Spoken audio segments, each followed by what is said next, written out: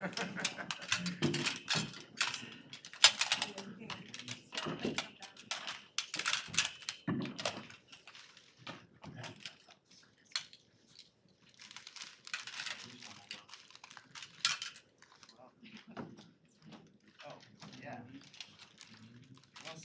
You're zooming here. There's some empty ones. There's a couple empty, like,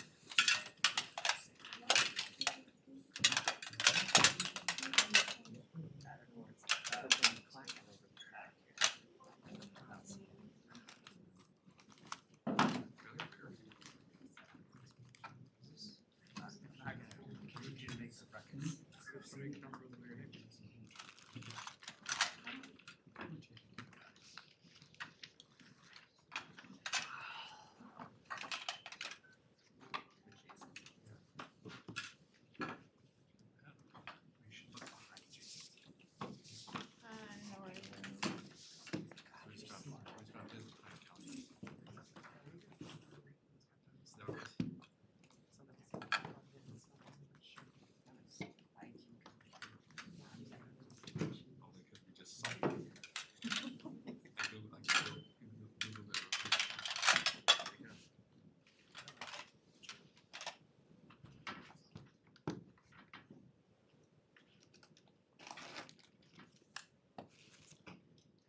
I'm ready now, Deputy Mayor. Okay. I'm waiting for my computer to boot up.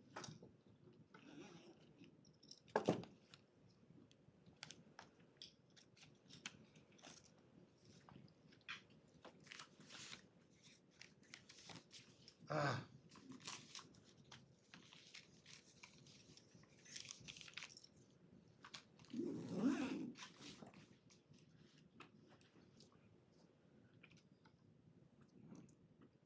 Okay.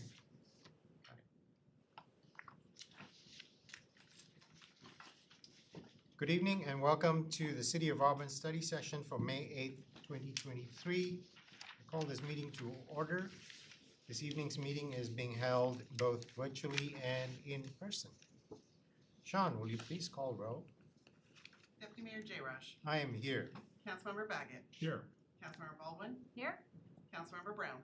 Here. Councilmember Malinga. Here. Councilmember Rakes. Here. Councilmember Trot Manuel. Here. Thank you, Sean. Sean, do we have any agenda modifications? Yes, Chair. King County Solid Waste RE Plus presentation has been removed from the agenda.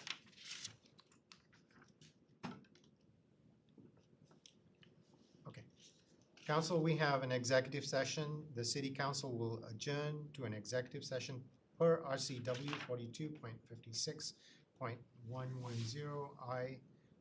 1I, to discuss litigation or risks of a proposed action or current practice that agency has identified when public of the litigation or legal risk is likely to result in an adverse legal or financial consequence to the agency for 30 minutes. City Council will attend with City Attorney Como and Attorney Harry Boucher. Special appointed legal counsel Charlotte Archer will be required to attend. There is no anticipated action after the executive session. So, Deputy Mayor, if I might clarify for the record, the citation is RCW 4230 110 1 subsection I. Thank you. okay, thank you. Do I need to read it out? No. Okay, thank you. Okay, what time is it? 5:35, so we should be back by 6:05. The meeting is now adjourned.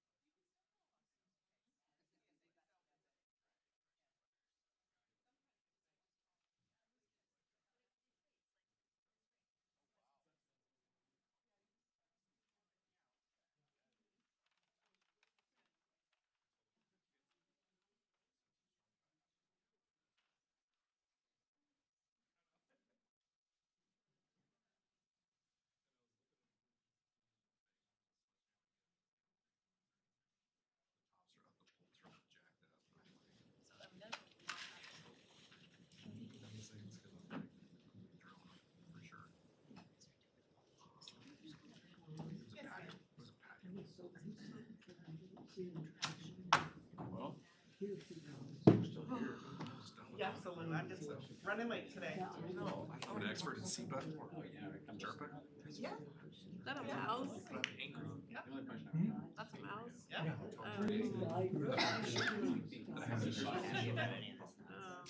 My contract, so we can. Nice. You gotta remember to close it or else it'll Run your the battery battery. down. They have those if you need it. Oh, okay. Yeah, I didn't get one. Hydro roof is just on. Yeah. It's just one of those. We got the permit. I'm good. We had to like June to get our first inspection. For the bus, I'm thinking bus. I gotta have final. I think we can. Basically just framed it, put the roof on, just get it dried in, and then just let it sit. So it's been sitting for a while. That's where. So. I mean, I think we can still do it. I feel like that's where we're headed. We're responsible for I that. live in a house. It's good. This is more outdoor. This is the outdoor living. But you'll be happy. So I'm happy when I tell you why I added this piece. Yeah. So our back door downstairs is an outdoor. We let the dogs out. When it rains, there's no covered area Are you for going? them to like leave the house and go outside in. It's like straight, Yeah. like last rain. It's like they walk in the waterfall. Yeah. So effectively, I built this really nice patio cover. I opened the door and the dogs on top. Well, I did one of them. That feel better. That's not better. One of them's done. But then they jump into the we have an outdoor caged area that has rubber bush, grass, and they have shit in every 2 hours. Right, in my head. I've really gotten screwed. I roll it up. Grown grass. It's real grass. Now I'm taking, It's like it's a Yeah, 3 that's foot, right. 3 foot by 5 foot piece of sod. server and And I put it in contact there. lots of stuff. Swap that new one out, swap it out. Imagine if you had. Plain. Grass back. Grass shifted. We just throw it away.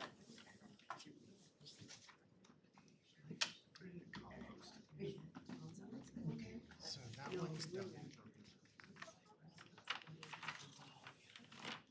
I'm not gonna explain that. I always smile. I'm prepared for the response when I say it out loud. 6:05. Okay, Yolanda, you gotta get up there and do your It's been thing. 3 yards. Look at those fancy shoes.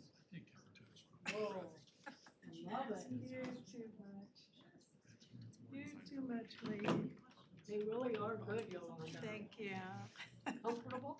Very, very. No, it should be in 2020. It should be in July. A lot of What was there for dinner? Molly, come on. July. What was there for dinner? I can't wait. My invitation arrives in the mail. Burn 2 tanks of gas on Old Chestnut in like 2 days. We had some coupons that were burning that these in the. And you didn't even invite. I didn't. We haven't been there in a long No, time.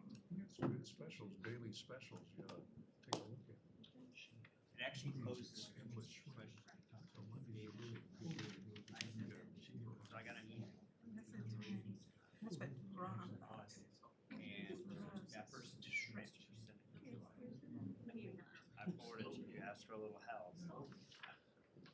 You send me some help. I get an email back 3 hours after you leave. I'm not annoyed. She goes, I sent this in. It's just. She said it's resolved. I literally got it today. That's interesting. We have no.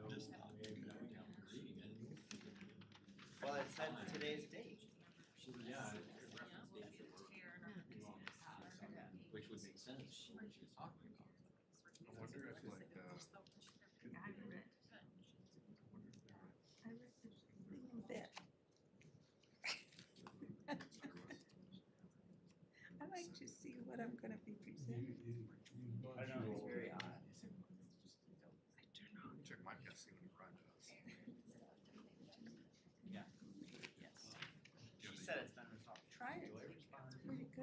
just did it all. Yeah, but you read it. It's all been big. I better read it to So you. we're saying, you want to send more of it. I'd rather not waste my time or Harry's time. Or two or three. Send me an I'm email. not You know, that. if you- Yeah, I'll do that.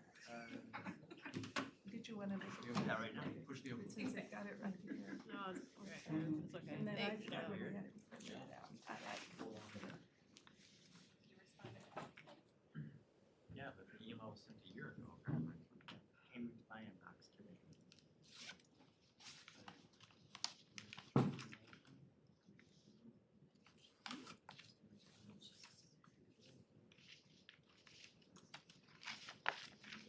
He's like, thanks for the advice. Management canceled. You say like,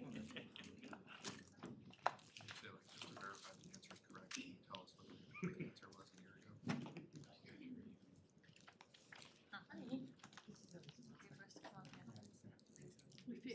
We figured we're gonna keep the show rolling. It's your rules. I'm just following them. You did good, you went and grabbed your candy before. No, I always carry candy in my purse. Oh, I thought you got that from the same box. No, I always carry. Waste management. Okay.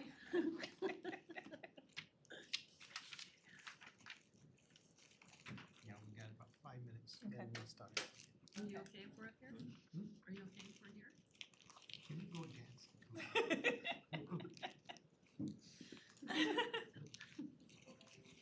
I can. Put on my night jacket. Stop holding my other jacket.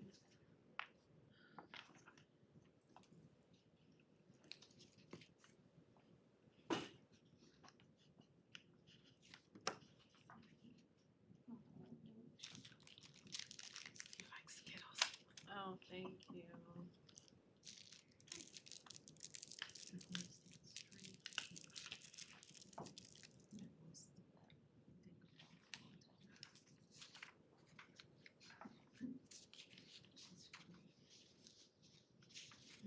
I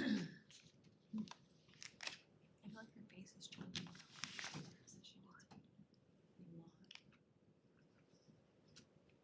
Just trying to roll.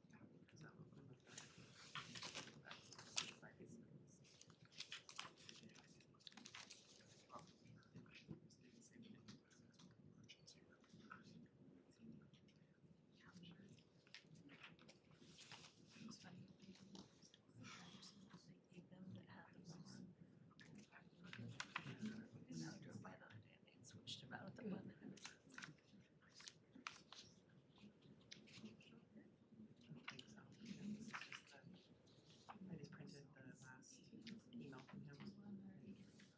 It doesn't capture. It just. It's automatic.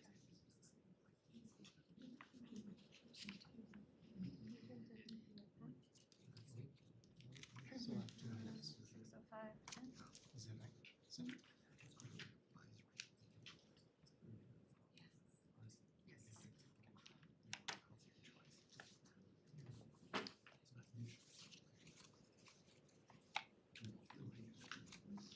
Council, the study session is now back in order.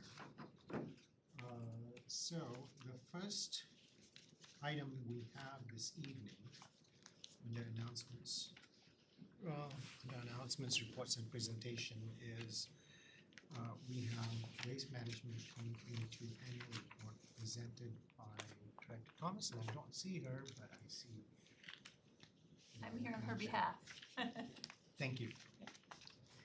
Hi, Joe Nelson, Utility Billing Services Manager for the City of Auburn. And I am here with Laura Moser from WM. She's here to give us the report on 2022. So thank you. And I am also the Public Sector Services Manager for Waste Management. And so I work with Joan and Kathleen on everything to do with your contract. So, I have to multitask here, so bear with me. Our top right photo is Jason Shea, who's our district manager. He couldn't be here tonight, but he is the one who oversees all of our operations and ensuring that all our trucks and drivers get out on the road every day and perform their work in a safe and efficient manner. So he's a key person behind the scenes that we all work with.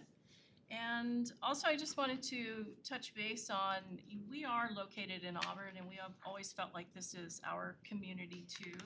So we participate in several different programs in the community, and this particular photo is the Auburn Food Bank, which is really near and dear to my heart. I've worked with Debbie for many years, but the $5,000 donation came from a program campaign we had when we took over or started the new contract, October of 2021, and encouraged people to sign up, their account on WM and set their communication preferences. Maybe they wanted to do paperless billing.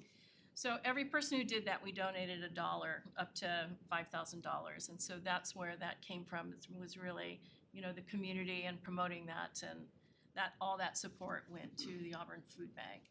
But we also participate in Auburn Kids Day. I know Clean Sweep just happened a couple weekends ago.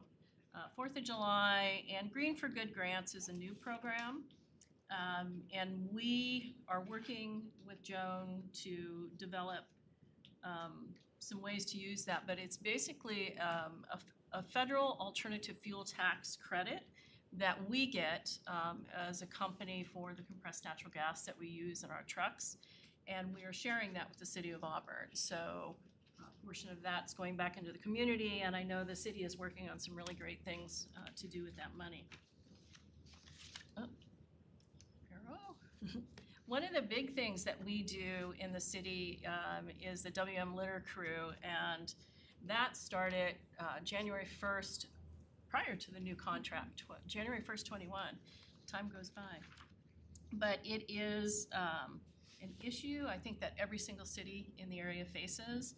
And our litter crew is out there Monday through Friday. We have a dedicated 2-person team in a specialized truck that's out picking up material. So they're emptying city street cans, they're picking up litter along the roadsides. And this is just a snapshot of what they collected in 2022. There are planned collection routes, so we're in certain areas on certain days, Monday through Friday. We also get calls about bulky materials like that pallet picture you see there. That comes over from the city, somebody's reported that, and then they ask us to go out and pick it up. So all the materials, the cans we collected, the bags we picked up, there were tires and bulky items, some biohazard, fun stuff. Sharps, and there was a total of 65.96 tons of garbage, plus another 99.34 tons of bulky material. So it's a large amount of stuff, and it seems to always come back.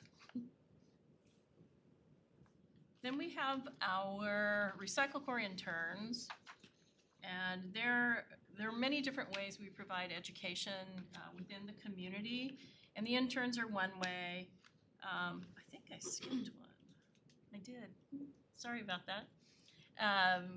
So Shannon, who is in that photo in the upper right-hand corner with the pizza, the bright green, she is one of our outreach specialists, and she is dedicated to Auburn.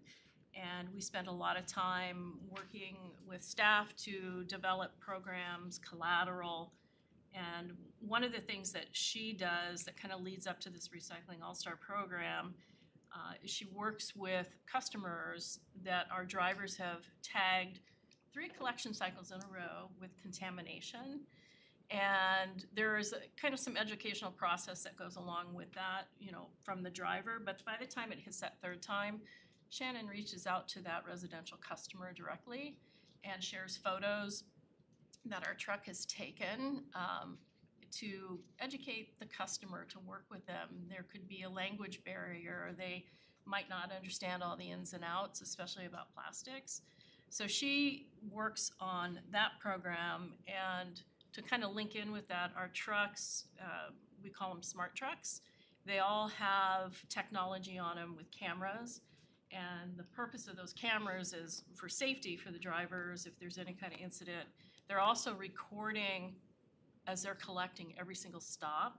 They can verify that they were there, so it's a verification system. It also records any kind of extra garbage a customer is putting out. So, you know, if there's a dispute or something, we always have a photo or the video that we can send. And it's also a way to take a look at what's actually being dumped out of a business container or a customer's cart. So it's pretty interesting technology that we are using, and continue to try to advance it. So it has a lot of potential.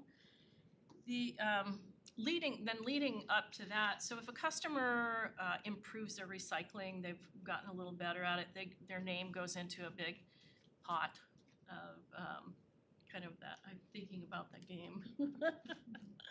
And folks are selected from that. So those are the ones that have increased their recycling, reduced the contamination, and then they can win. Residential customers can receive up to 1 free month of service. And then we had 3 businesses where we went and hosted, you know, a pizza party at a multifamily complex, and then 2 different businesses. Now we're to the Recycle Corps. And our Recycle Corps, WM Recycle Corps Interns, is a community partnership. It's professional development for collegiate age kids who've applied, shouldn't call them kids, young adults, who have applied to come on and do some intern work during the summer. And it's a unique program to waste management. We've won some awards for it too from the Solid Waste Association.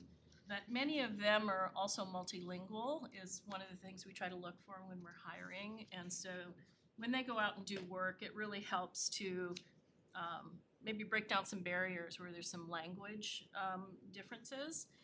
But last year they visited, we had a focus on businesses, and they went to 180 different businesses. And really the intention of what they're doing is to answer any questions they might have about their garbage or their recycling. Maybe they want to start composting. They also do a waste audit. So they're, you know, lifting the lids of containers. They don't dig in it or anything, but they're looking to see what's in there. And of those visual audits, they had, you know, average to good scores for most everybody. And some of the common contaminants in the recycling were loose plastic bags and bagged recycling. And so that is like no plastic bags should go in your recycling container ever.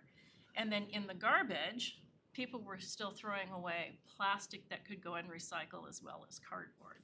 So that's all part of that education when they're out there and they're doing those waste audits and taking a look at that. This is our Recycle Right collection events. So we had 2 of them last year, and it's really an opportunity for people to come and bring materials that aren't collected at the curb in the regular program. So we call it foam because I can't use the trademark name, and textiles and electronics. So we've had two fairly successful events last year. We've had 1 this year already, and then there's 2 more that'll be coming up, July and September, I believe. There'll be more information about those posted on not only the city website, but our Facebook page and our website. So those are great opportunities for people to, you know, get rid of some more stuff. And then our community education, that particular picture was from our Kids Day, which is an event we have done for years and years and years. And when it started at the M&O facility many moons ago, but your Parks Department has done just an amazing job in creating that into the event it is today.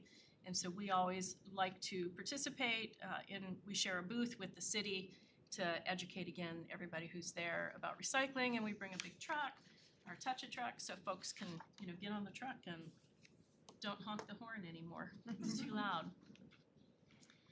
This particular chart just gives you, a breakdown of the tons by the different, what we call lines of business. And so the residential, and it's also the diversion of material. So whatever we've been able to divert from the landfill. So you have residential is at a 49.7% last year.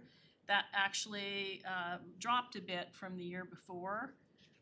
It was 50.1%, so not much. And then your commercial was at 15.7, which was an increase over last year, and the multifamily was an increase.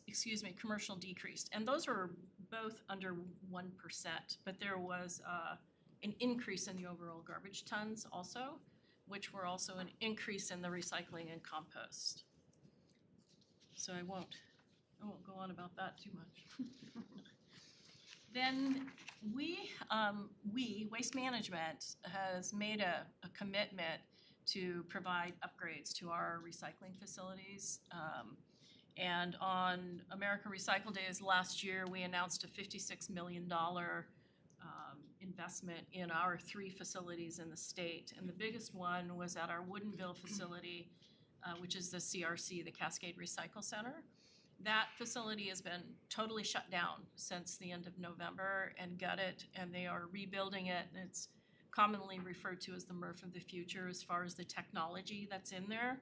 So we're expecting a lot of really great things when that opens up again this summer, and there'll be more to come on that too. We're gonna do some tours, but it's not really a facility that'll be open to the public anymore for we used to have a lot of tours come through there. Anyway, I'm excited about that. I'll share that with you when it comes. Our JMK facility is located in Tacoma, and that's where all of the city of Auburn's material goes to be processed and then, sold out to markets. And we were doing another $7 million in upgrades at that facility, in addition to what we had done in 2019. So it's pretty exciting to see WM's investment back into these facilities, back into the community, and to ensure that we're getting the best material possible to send back out to markets. So big investment.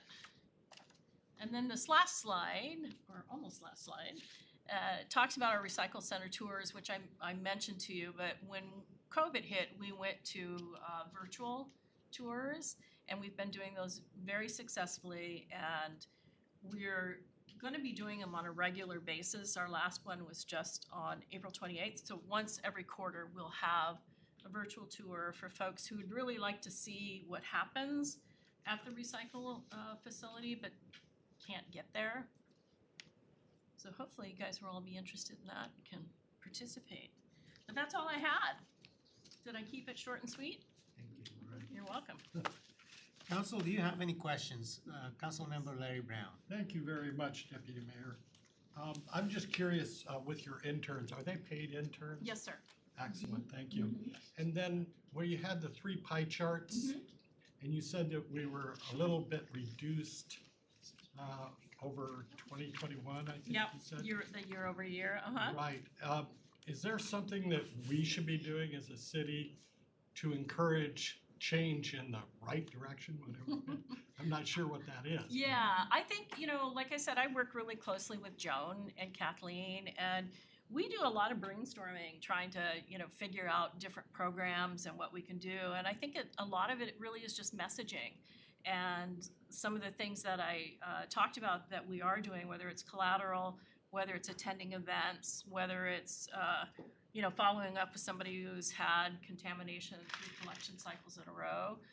And I think that we will start to see a bigger change happening once there's a little bit more of a harmonization of materials across the county, across the state, however far-reaching that becomes.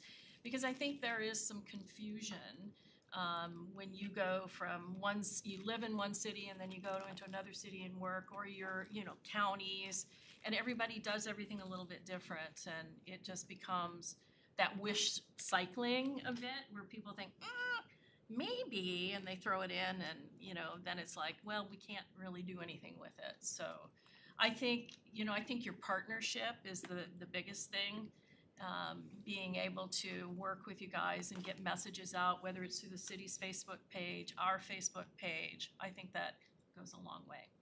Well, I'll just say that at our house, I don't know if we can scale this up, but I'm definitely messaging all the time to my teenage grandson who lives with us. But no, thank you very much. You're welcome. Thank you. Thanks for asking. Any other questions? Councilmember Troutman. It's not really a question, but to follow up with that, I'm the bad one in my family. I admit it. I just throw it in the wrong dumpster. Did you do that on purpose? It's just that I'm in a big hurry, and I just first garbage can, I just throw it in there. My husband tells me every day, and we were one that got tagged, and they came and talked to us. My husband goes, "You see, you need to watch what you're doing." So, anyways, yeah, and people do get in a hurry, so I do, and I've taken that virtual tour, and I advise everybody to do that. That is so well done, and they go through the whole thing. They don't miss a thing. So thank you for doing that, because I have gone to the one where you went, and the smell just got to me so much. So that's why I do the there's a lot. yeah. So, A lot but going on. thank you for allowing people to do the virtual one.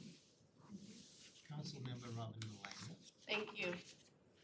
My question is, can you explain to the public, just for learning purposes, why you can't put stuff in a plastic bag? Because I don't do it, but I know others. Of course you don't. That may do it. Right. So why does it contaminate? Why? Just learning purposes. We call them tanglers, and there's other stuff that ends up in recycle that shouldn't, that are tanglers also. It could be chains, Christmas lights. And what happens when it goes into the processing facility and the equipment, it gets wrapped around the equipment, and then they have to shut the whole facility down. And then people go up there literally with huge knives and cut that off of all the spinning electronic things there. So that's really the main reason. And I always tell people, just put your recycling loose in the recycle cart, take your plastic bag back to a grocery store. They all have that take back. Okay, thank you. Councilmember. Can I have a couple questions? So if we need to loop back, let me know. So the first one I'm curious is, do you know where we are in our contract? Where we are with how long we're into it, or? Yes. When does that expire? It's a 10-year contract, so it started October 1st of 21, so 31. Okay. I can do math in tens. I appreciate that. And Go for it. okay. And then I'm curious, in the space of two areas, one in recycling, one in compost. In the recyclable, before waste management came in my section that I live in Auburn, plasticized paperboard, which folks would recognize as being like almond milk containers, broth containers, were considered part of normal recycling and is typically available. And since we switched over to waste management, that's no longer available as a recycling artifact, if you will. And so that feels a bit like a reduction in service. So is that something that's on your roadmap to be able to provide recycling? So I think a lot of those are the what's called Tetra Pak, It's right? the gable top. Gable top.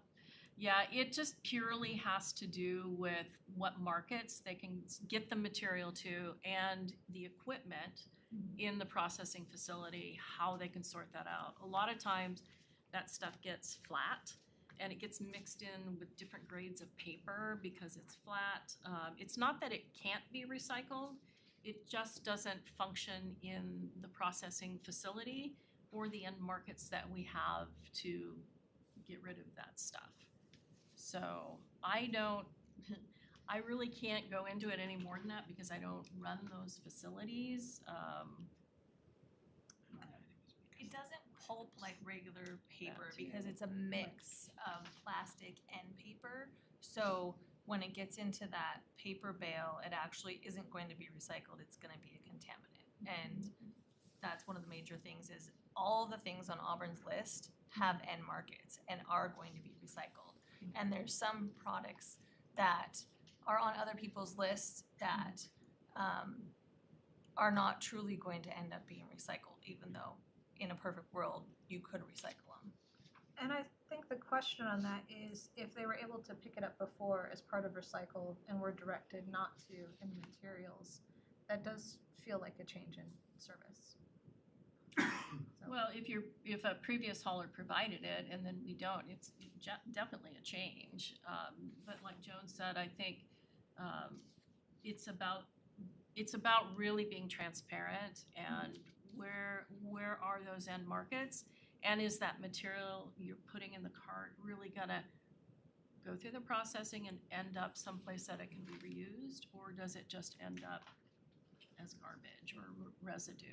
Right. And I guess if we've got the $56 million investment, I'd be looking for wider umbrella of types of materials to be covered and put back into They're process. always looking at that, and I am gonna be interested to see myself when the CRC opens back up in Woodinville, because they're touting, the latest technology, the quickest and fastest and cleanest ways, with the technology that's available. So there'll definitely be more to come on it, because it's not like we don't want to find ways to recycle.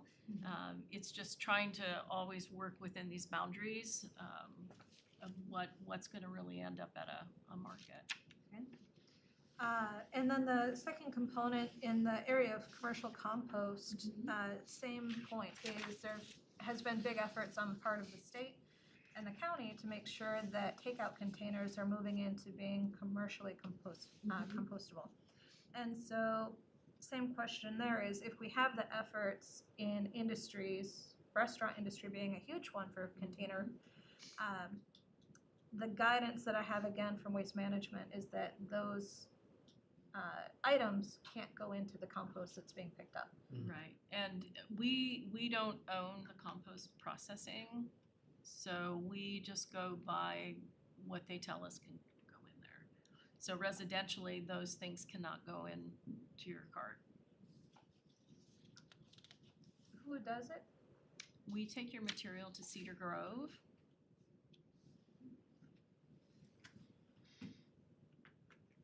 Okay. Just because again. And I will just add, there are materials, you can buy product and it says compostable. Right. And it's not accepted into the compost program locally. So it can be materials based on different facilities that accept. And so again, confusion, I think, for customers about what do I put in, what don't I put in. Right. And composting is just another example of that. Right, and I think my objective, perhaps being on the edge of, 1 foot in one generation, 1 foot in another, is that I'm looking for everyone to do better. And so if we are making these movements to say, okay, restaurants, you have to have these wonky, paper straws, and you've got to have compostable plastic shells, and you've got to have all these changes, and then it gets to the residents of a home, and suddenly it's not compostable, that's just wild to me, right? And so I'm looking from the perspective of, if our restaurants are gonna be able to have 3 containers, I want those containers to go somewhere and actually be put back into appropriate processing. So I agree with you 100%, and I think there's a lot to come with the new laws around composting, and I think there are a lot of things that have to be worked out. Those types of products, maybe Cedar Grove accepts one kind of, compostable product, and then another facility doesn't accept that same kind because of how they create the compost. I understand, Yeah, tools, temperatures, all the yeah. things that go with it. I just want to put those items out there to know that I'm looking for that as a customer and as a councilwoman. Appreciate that, thank you. Yep. Council, any other questions? Well, Thank you, Laura and Joan. Thank you. Appreciate your presentation. I didn't say that. Thank you, Laura. Thank you. I know. What do you just close that out? I see in your gap. Now, on the agenda items for council discussion is changing a land law use. And council, please welcome Director Tate.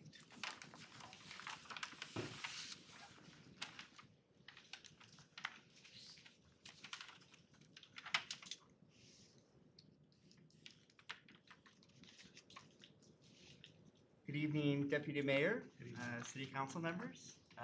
For the record, my name is Jeff Tate, and I serve as the Director of Community Development for the city. In my job, I get asked this question a lot. This happens sometimes from council members, it happens from planning commissioners, it happens from who I report to, the mayor, it happens from residents and customers, it happens from my staff. There are times where we have rules and regulations that work a lot of the time, but sometimes we find that they don't work, or they're presenting a challenge to a creative idea that we want to entertain. So I wanted to talk a little bit about this to City Council tonight, and I've kind of been having this conversation with a few other audiences too, which is what does it take to change a land use or a development regulation? And I say this because for two reasons, kind of two motivations. One is to provide a little bit more background or insight into the products that we bring forward to City Council. Because oftentimes when we're bringing it to City Council, it's kind of at the very end of a process. And we don't always talk about how a bill became a law, that kind of conversation. So one is to shed some light on the effort and the work that goes into that.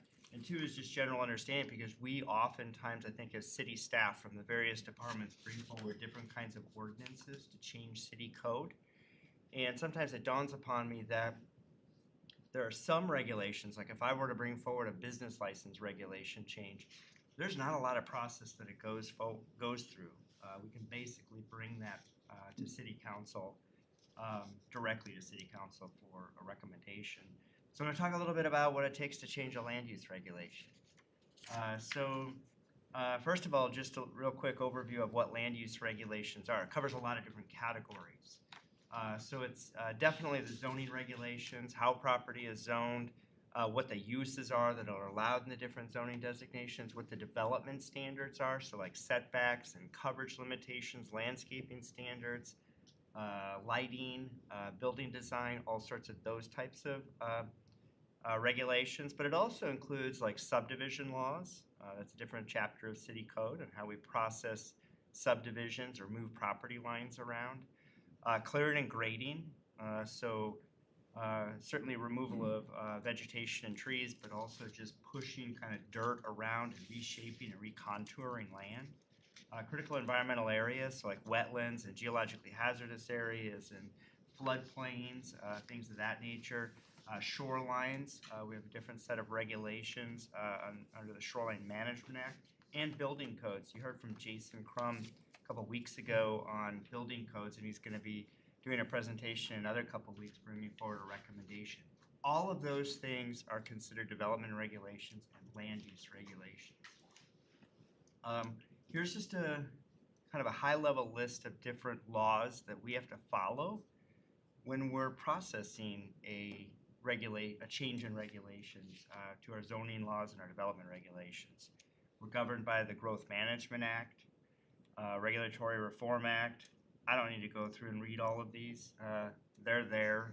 They are WACs. They are RCWs. They are federal laws. And all of those things or provide a blueprint for us, or a box for us that we have to operate in and make sure that we're checking off all the procedural steps and bringing forward a change in rule. I am going to go through these bullet points, probably read them, because I think it emphasizes something. This slide and the next slide of what it takes, what we work on. So whenever we're tasked with looking at a regulatory change that we want to bring forward and make a recommendation on, we're obviously researching options. We look at what other cities are doing. We have to spend time crafting the rule. Sometimes that's modifying something that already exists, so we're striking through an underline. Other times it's original language that we're writing, kind of from scratch.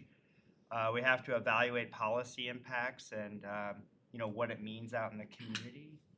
We have to do internal coordination, and that means that it doesn't help if community development brings forward a proposal to City Council, tells you how great it is, only to find out that it's harming public works in some other capacity. So that internal coordination part is important.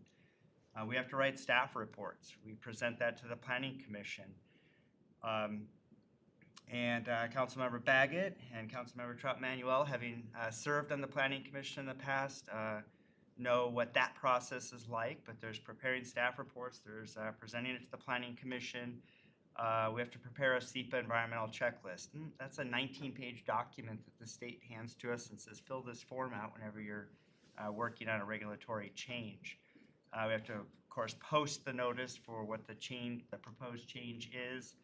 We have to initiate something called 60-day state agency reviews. So we have to file that with the state, and then every state department has an opportunity to review the changes that we're proposing.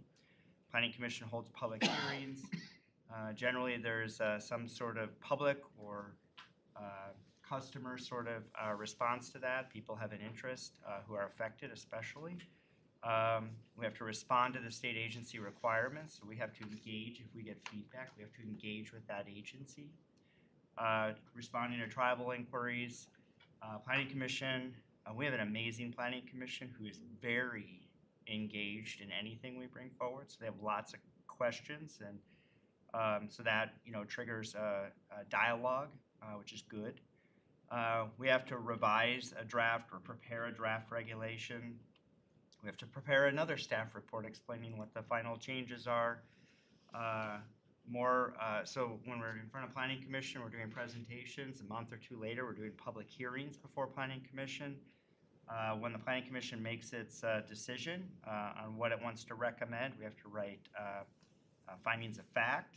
And then we start preparing agenda bills and moving it forward to City Council and presenting the Planning Commission's recommendation to City Council. We have to write a cover ordinance. We have to distribute the adopted ordinance to interested parties, publish the ordinance, and then it gets incorporated into the city code.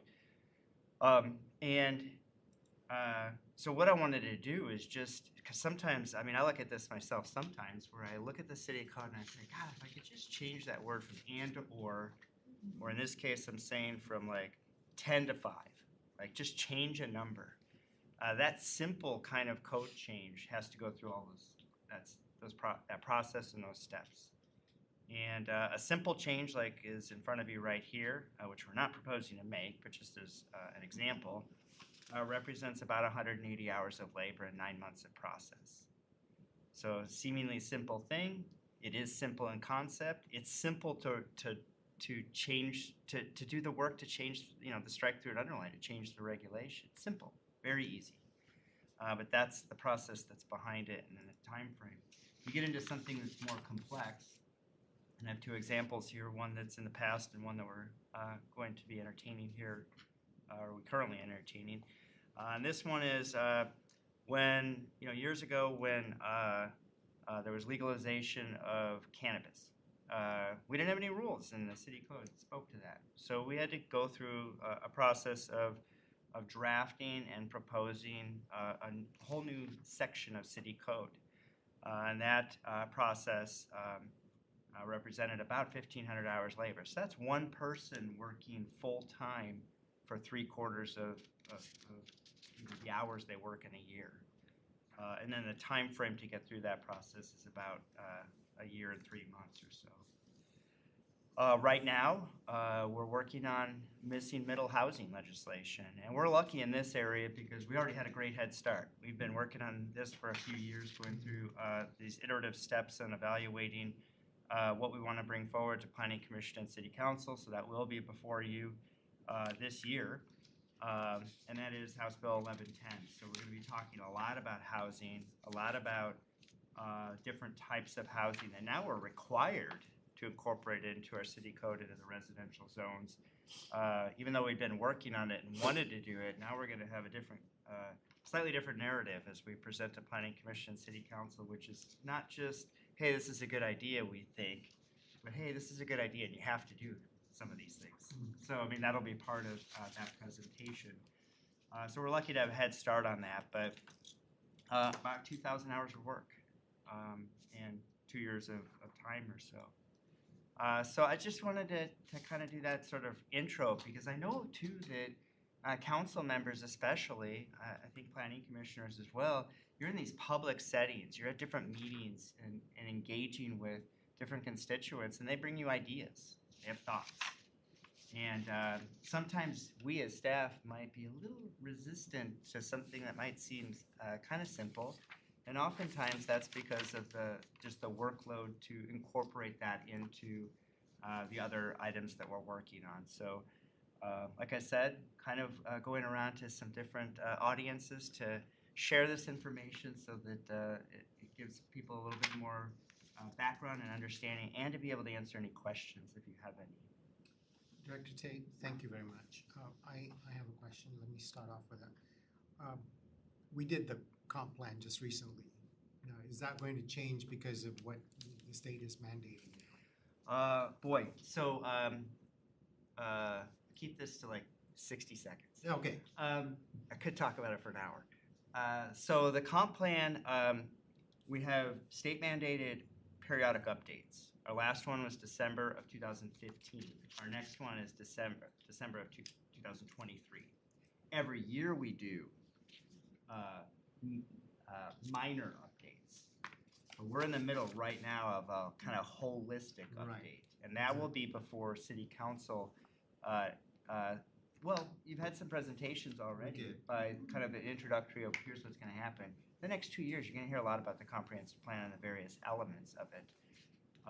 So that is in process right now. Okay. So there will be deviations based on what the state... Yeah, absolutely. So the state's done a few things. The state, this past legislative session, besides the missing middle housing, there's also pretty significant legislation that was enacted regarding accessory dwelling units. So we have to do a bunch of code work on how the city looks at accessory dwelling units. And we also have to incorporate a climate action element into our comprehensive plan, which we've never had. It's not to say we haven't worked on climate action initiatives, but we've never had it as an element of our comprehensive plan. So this session, and frankly, it challenges us, not on the subject. You know, I think that a lot of us are believers in the work, but where we're at in that comprehensive plan update, and then there's legislation that's enacted, and that legislation doesn't say, well, you can do it the next time. You have to do it now. So a lot of us, it's not unique to Auburn, are sort of like saying, well, how do we incorporate this when this train's already started moving forward? Thank you. Council, any other questions? Councilmember Baldwin. Yeah, I'm curious, one of the things, to the point of hearing from constituents, is we hear a lot about empty storefronts in the downtown. So would you see that being a shift in land use laws, or where would changes to reduce empty storefronts, where would that surface from a legislative standpoint? Yes, thank you.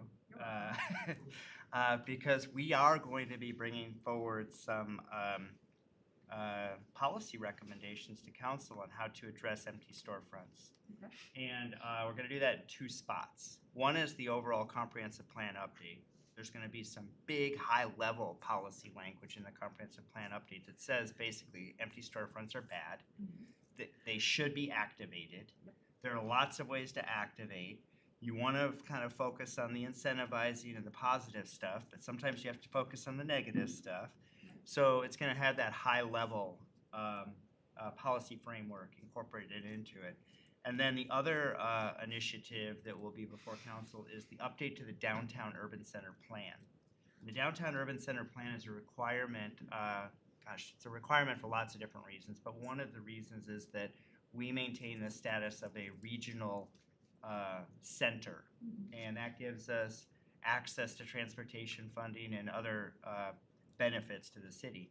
So our downtown plan, which was currently a 2001 plan, that's getting overhauled right now, and just last week we had a really robust conversation about how in that plan we really want to go then yet a layer deeper on what we mean and how serious we are about not having empty storefronts. And I think that some of that, like it's hard to force a property owner to put a business in, but there's other ways to activate on a temporary basis. And we can say things like, well, for 24 months, here's a temporary solution while you find the, but the fact that there's storefronts out there that have been sitting for 10 years vacant, we're gonna lobby to our city council and our planning commission stronger language to address that. I think you'll find support there. I'm hoping.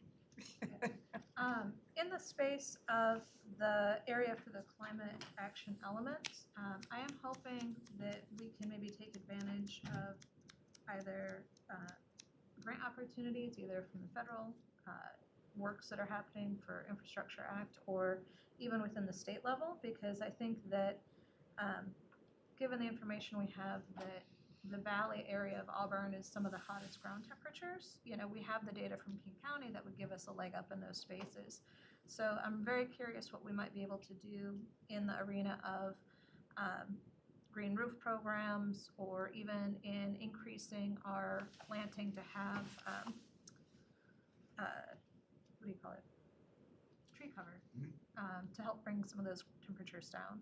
Yeah, well, I mean, you're hitting like really timely points because just last week, the senior planner Josh Steiner, who's working on that with a consultant that we have that's helping us with the larger comprehensive plan update, they've set up a workshop, a staff workshop that's on May 17th that I'm anxious to participate in. And they've actually laid out for us where our comprehensive plan today is strong, moderate, and weak. And they're basing that on two primary sources of information. One, the Department of Commerce has put out model guidance. So that is a really important piece for us to lean on. And the other is an initiative called K4C, which is, I wish I could remember what K4C, but it's King County and King County cities that are working on climate action together. So it's a tool that cities and the county have come together. So that is the other heavy source of input to this work.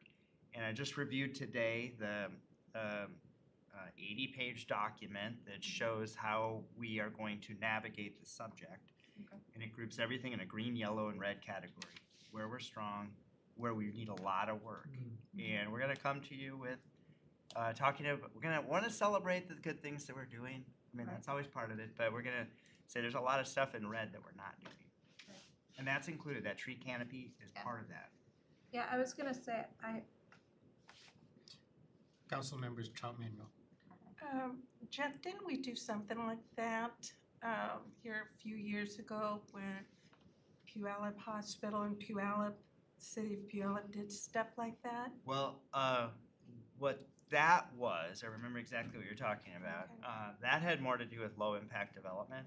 And that was more about, it touched on some of that, but like a lot of the work that when we went to the hospital in Puyallup, there was a lot of like stormwater treatment that they were really innovative on how they were managing that. Okay. But the other thing that was happening around the same time is we did do a couple spread out by several years, greenhouse gas inventories at the city.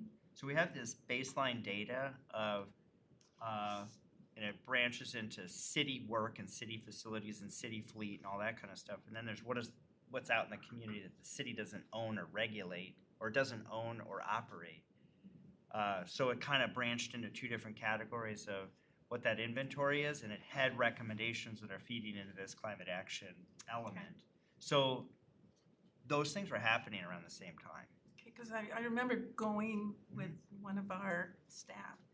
And we went to look at all of that, and it was really interesting. So, okay, thank you. Any other questions, Council? I was just going to say, I was reading King County's website for what they had put together for suggestions. So I think we're probably reading the same materials. Probably. They also have countywide planning policies that they've adopted, which establish the targets. Yeah. So it becomes more numerical of what we are cumulatively trying to accomplish. Any other questions, Council? Jeff? Thank you very much. Thank you. Good job. Next, we will move into the finance, technology, and economic development discussion items. And for that, I'm going to turn it over to Chair Baldwin to talk about items on the economic development update. Ordinance number 6906, 6907, option A and option B. Take it away, Chair Baldwin. Thank you. I think first on the agenda is our economic development updates. And Jen, I think you'll be presenting that on behalf of Director Tate. I'm going to quickly pass out a few things that are going to be in the presentation, and I spoke to Deputy Mayor ahead of time and said this is the appropriate time for us to do that, so I'll hand a few items out.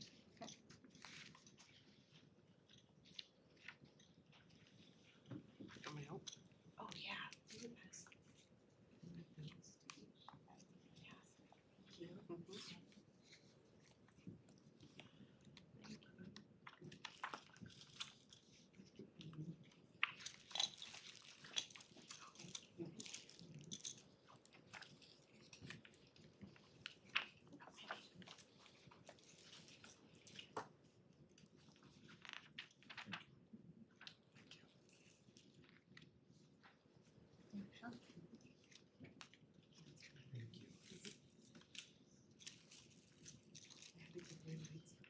Oh, yes, I've got this more.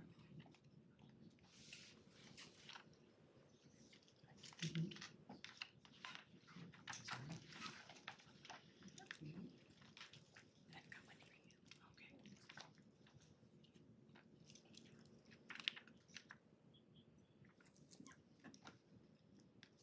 Here's Jen. That's why it's so big.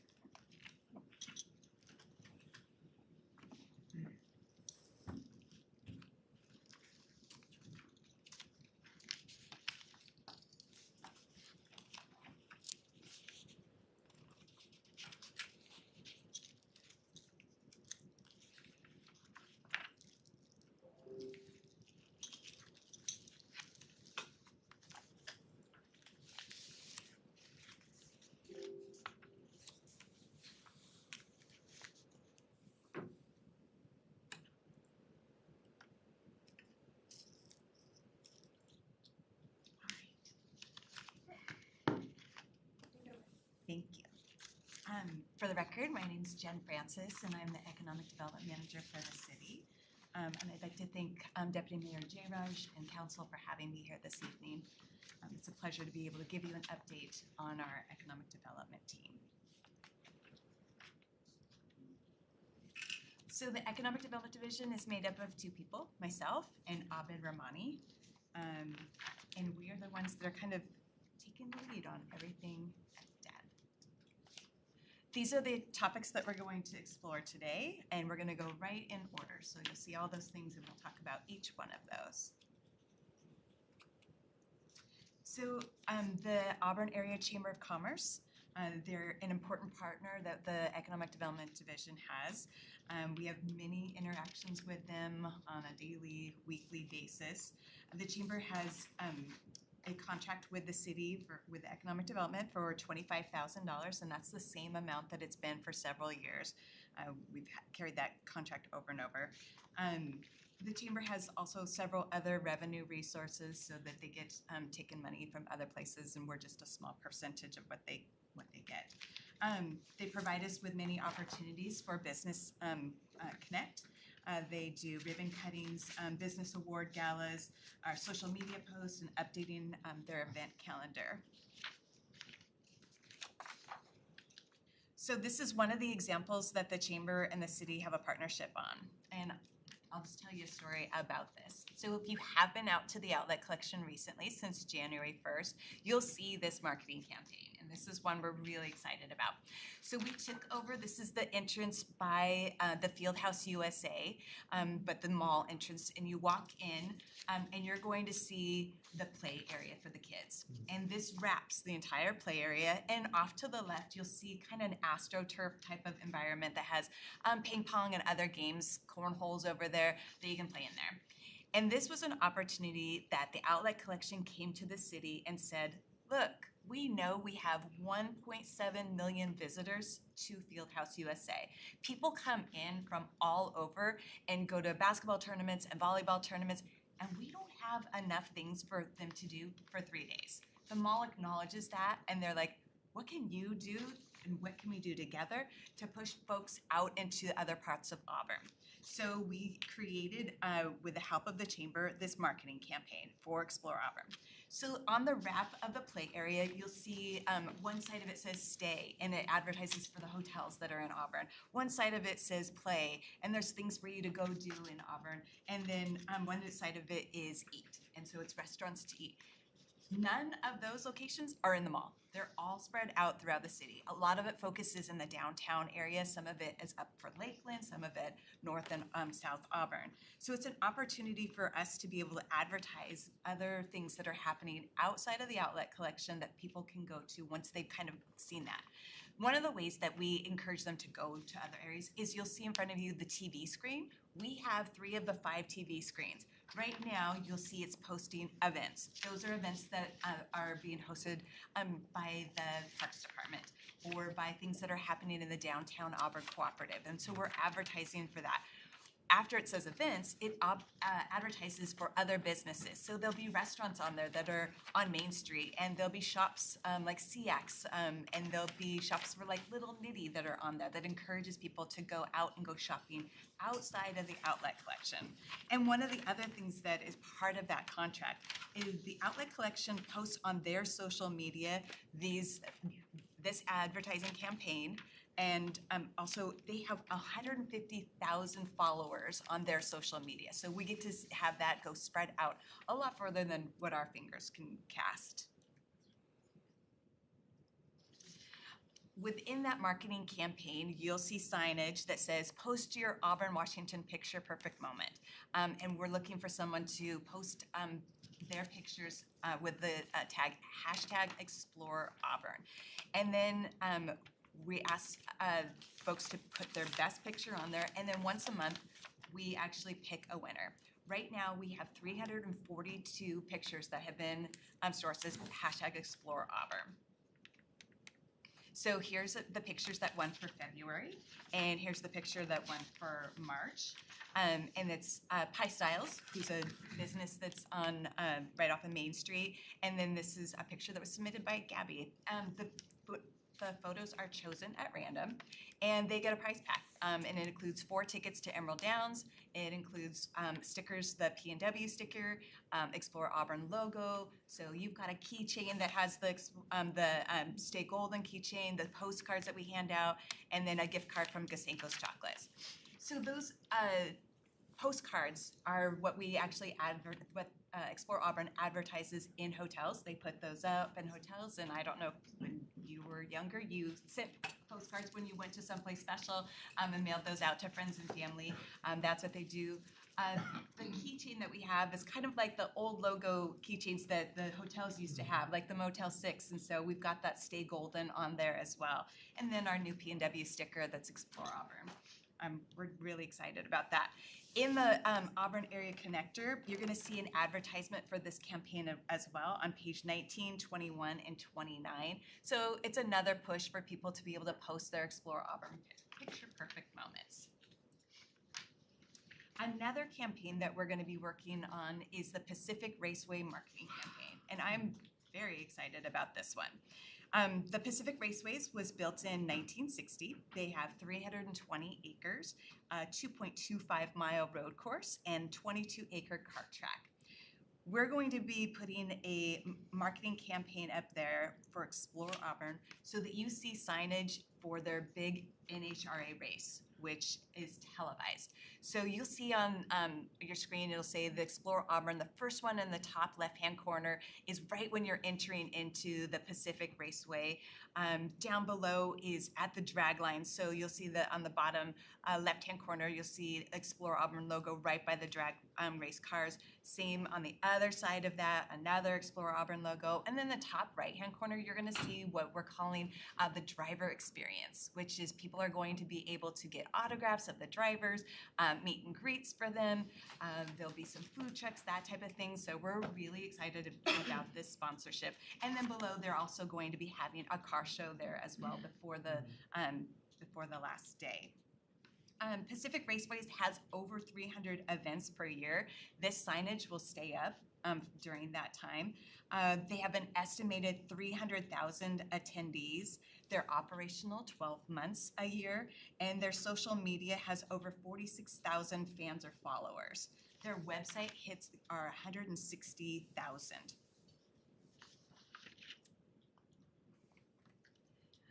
One of the other projects that we work on with the Chamber is our Business Connect events, and I think I've probably seen each of you at one of these. They're held on the first Wednesday of every month from 3 o'clock to 5 o'clock. And these events, after COVID, replaced the 3-No networking events. So our average typical attendance is 40 people. So far, we've had one out at the Outlet Collection, and we did that when we kicked off the new campaign. So we had folks gather there and see the new campaign that we had. The second one we did over at the Parks Department Makerspace. We're really excited for small businesses and the Makerspace opportunity. So you can go and make things with logos, hats, t-shirts, and you can etch glasses with your logo. So we were excited to show some of those small businesses how they can use one of the City of Auburn's useful tools that is available for everyone to be able to use. Next, we did the Joy Hour, and that was in their location, and they're getting ready to move. Then we had the Junior Achievement location, and we had a lot of folks that had never been to a Business Connect event actually attend the Junior Achievement location because they had not seen what's in there and what opportunities they have for folks. And then just a few days ago, we were at the White River Amphitheater in the I can think of that. Third Nation, National Zoom something, Live Nation, that's what it is. So Live Nation, we did a VIP tour for what it's like to go and be a VIP and buy the VIP tickets, eat the food, and they hosted a great outing. The next few months are gonna be P&W Coffee downtown, West Hills Deli over off East Valley. August will be Alpine Ridge Insurance, and then September is the Auburn Municipal Airport. So we're excited to have those events. Then we have our partnership with the DAC and the BIA. So just a little bit of housekeeping things that have taken place. The BIA activity for the first quarter, John Roddle was elected chairperson again, and Giovanna DiCatro was elected as vice chair. The DAC was approved, the DAC contract was approved by the BIA and the city, and the budget and the contract approved with an increase of funding to the DAC to $75,000. And the BIA is funding $50,000 of that, and the city's contribution is $25,000. So we fund the DAC and the chamber equal amount.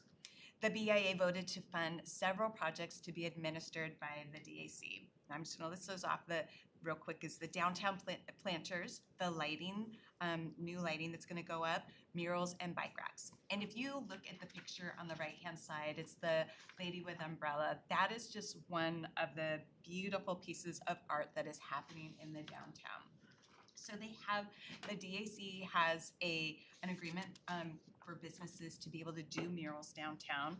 And this is one of, I believe, 4 murals that have been installed so far. There's another one down by the train tracks that's on the Agri-Shop building. There's a brand new one that they're just completed over the corner of Main Street and Auburn Way. This one, and there's one other one, and DAC is working on 2 more at this time. So the city funds the DAC with that $25,000, and then upcoming events that they have are the Makers Market, which have craft booths that will possibly include a beer garden, food trucks, and a music stage, and that's happening once in June, once in July, and once in August. And then the planter, this is the Adopt a Planter program, and this partnership is a DAC, BIA, City of Auburn partnership. And you'll see these planters, there's going to be a sticker that's put on each one of the planters that say that that's a partnership with those 3 entities. We have, the planters were placed out on April 20th, then filled with soil by the city, and then the DAC went out and got 19 of those planters adopted. They were able to contact businesses and get businesses to sign contracts to take care of those planters for a year.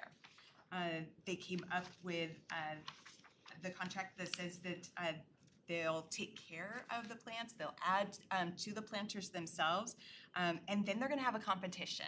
And that competition is, all the votes will be collected, but it's by random patrons and the public on October 15th, and then they're giving away a $500 prize. So huge kudos to the DAC for being able to partner and find those businesses to sign up to take care of those planters. It's a fun project. And then we have Cameron, who continues to work for the city in the downtown and cleaning up. He's working for us 15 hours a week. He works 5 hours on Monday, Wednesday, and Fridays. And he's picking up a lot of the garbage that's in the downtown and in our parking lots. He's definitely a valued member of our team.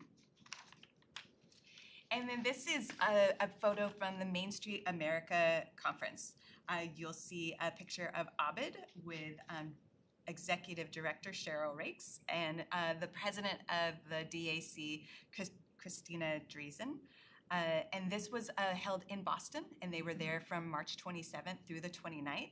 And Abid attended several of the classes with a focus on the wealth building, resilient and future-focused main streets, and beautification for revitalization of downtown.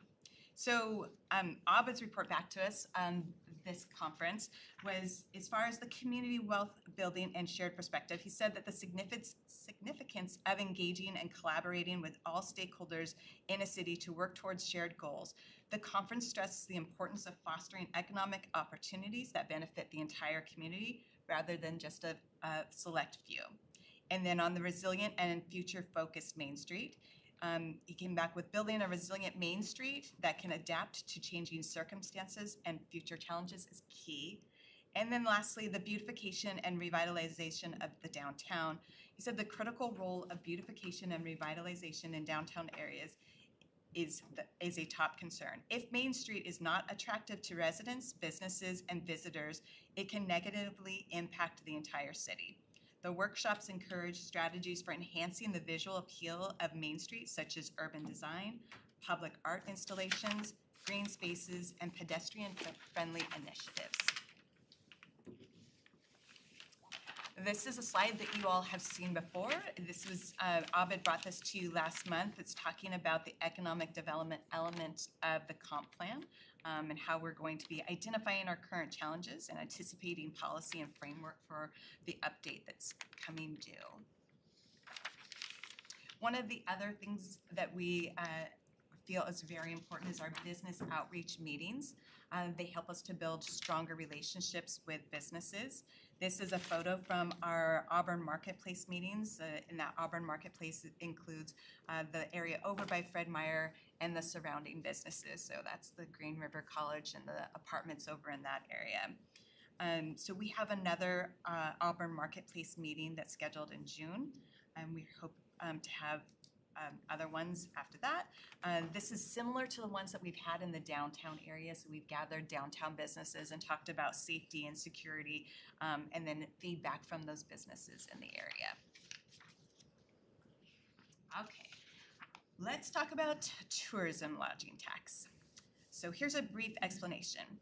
The Chapter 82.08 RCW establishes the authority for the city to create a lodging tax.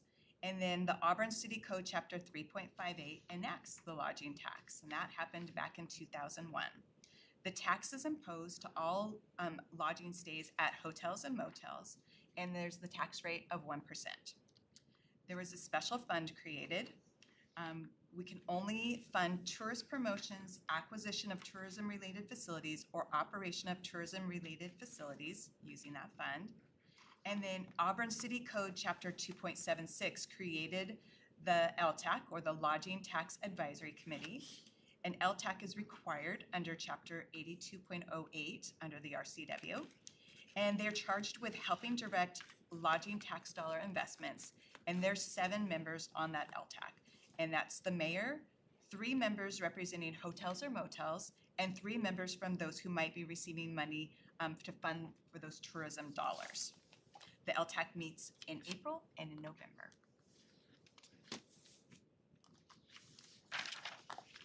Okay, there are city contracts with the Chamber for Tourism, and this is for $155,000.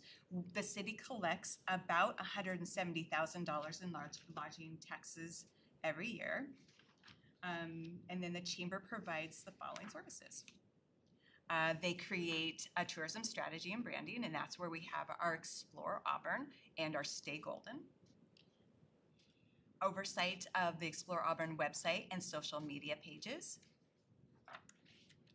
Oversight of a $20,000 grant line item, and that's contained within that $155,000 contract to provide funding to events that draw visitors from beyond 50 miles, and that's a requirement. It has to be beyond that 50 miles.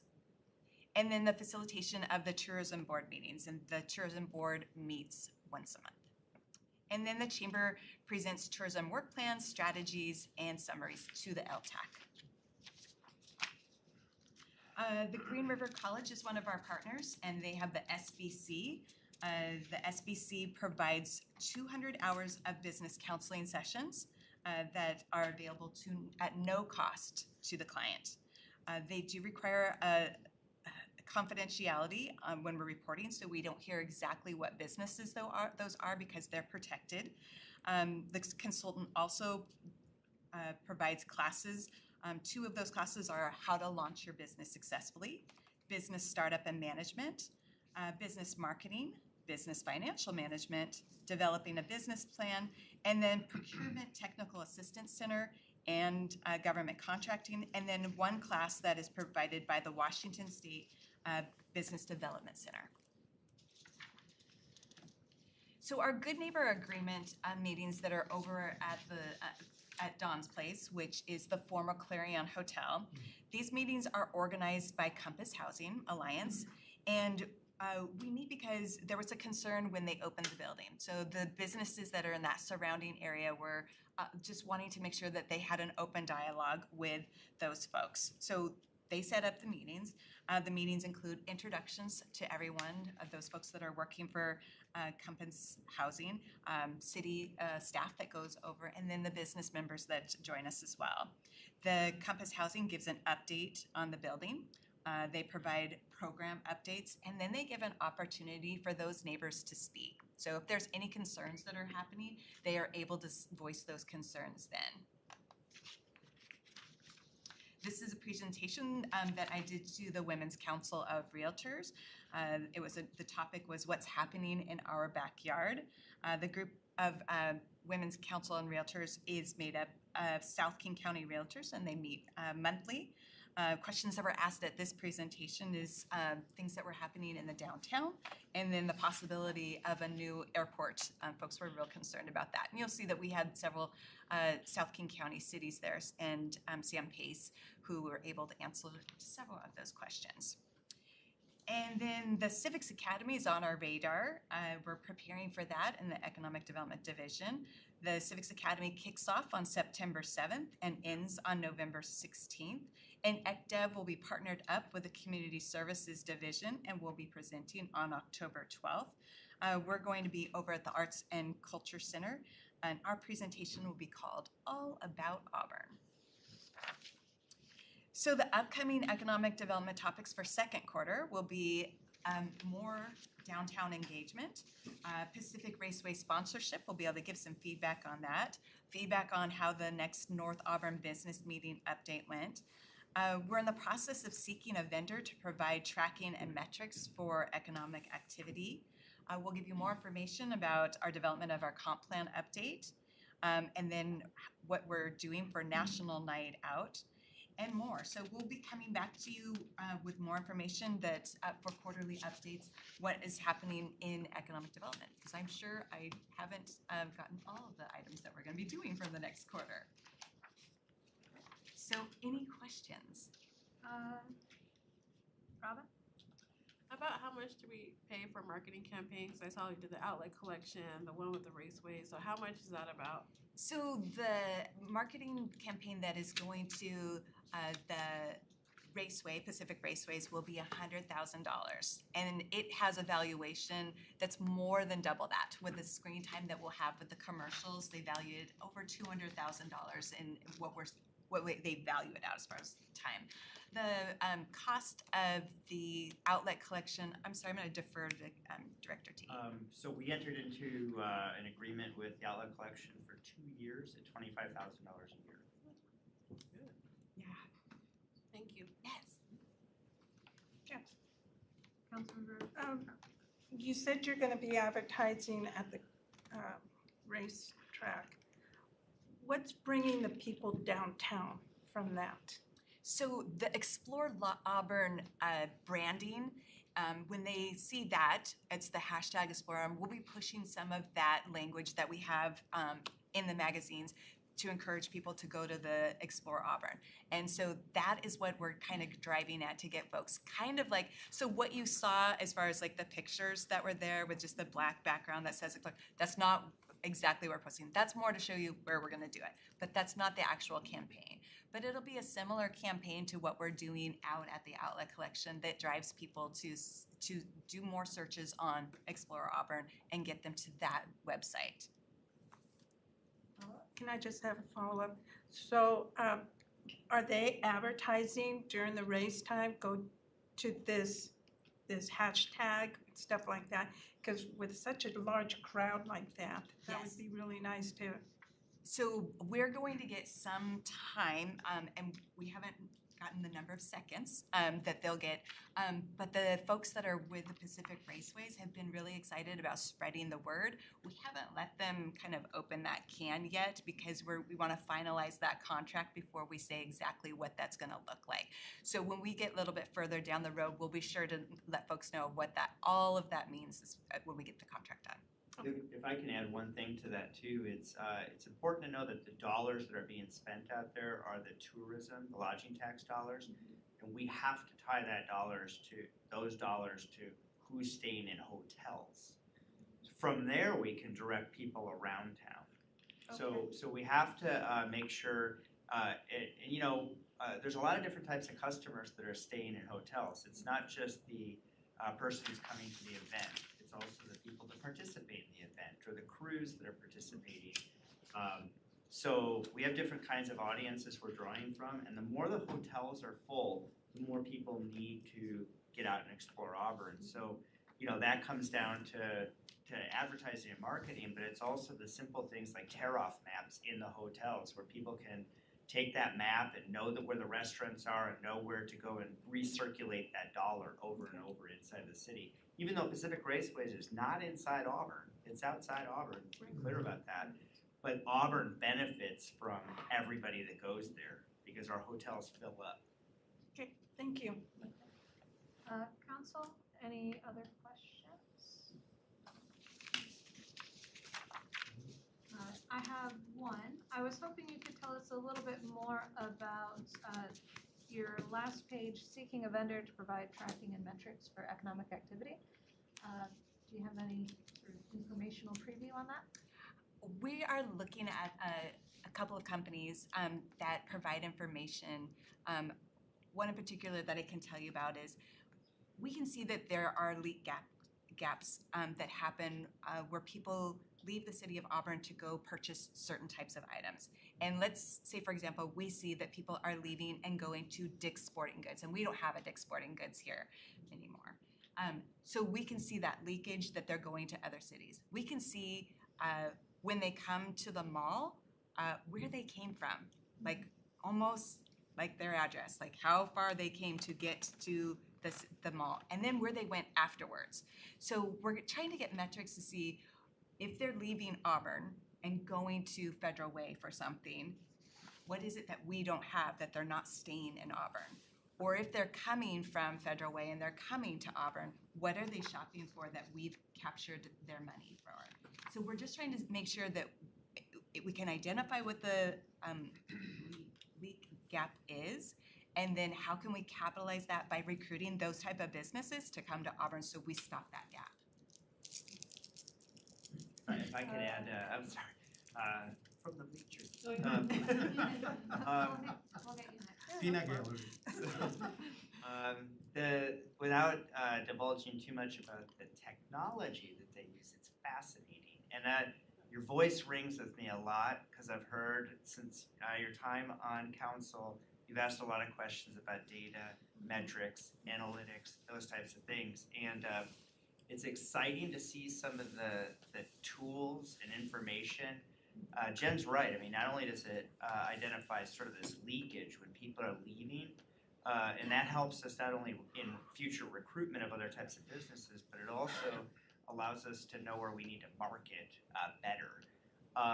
But it also tells us a lot about the, we can draw on a map around the airport, we can do it around Main Street at Veterans Day, and we can geo-fence. And we know a lot about whoever enters that fence and then leaves. It's a little creepy in some ways, but I it used to gives- work in cell phones, it's okay. Okay, so it gives us a lot of information about where people are going, not their name, but telling us how patterns move throughout the city. So we're really excited about being able to enter into a contract in the coming couple months with one of these vendors to be able to provide really good analytics and data.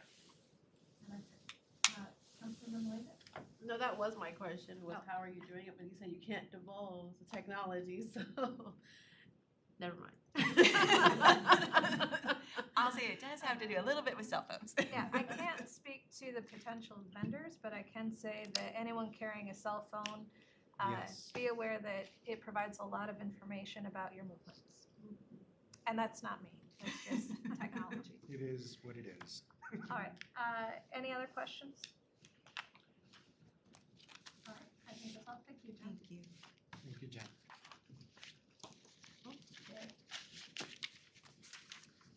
So that takes us through our economic development update, and the next item on our agenda is ordinance number 6906. And so,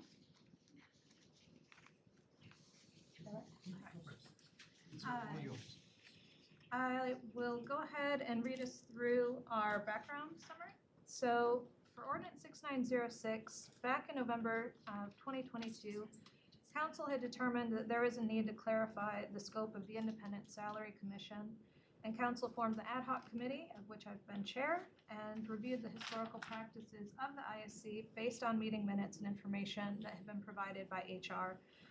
The committee found that in setting the ISC's purpose, Auburn City Code 2.08.020, use of the term compensation could be interpreted to include both salary and benefits, such as sick leave, vacation, etc., of the mayoral position. However, in practice, the committee determined the ISC has not been voting on vacation leave, sick leave, or management leave benefits.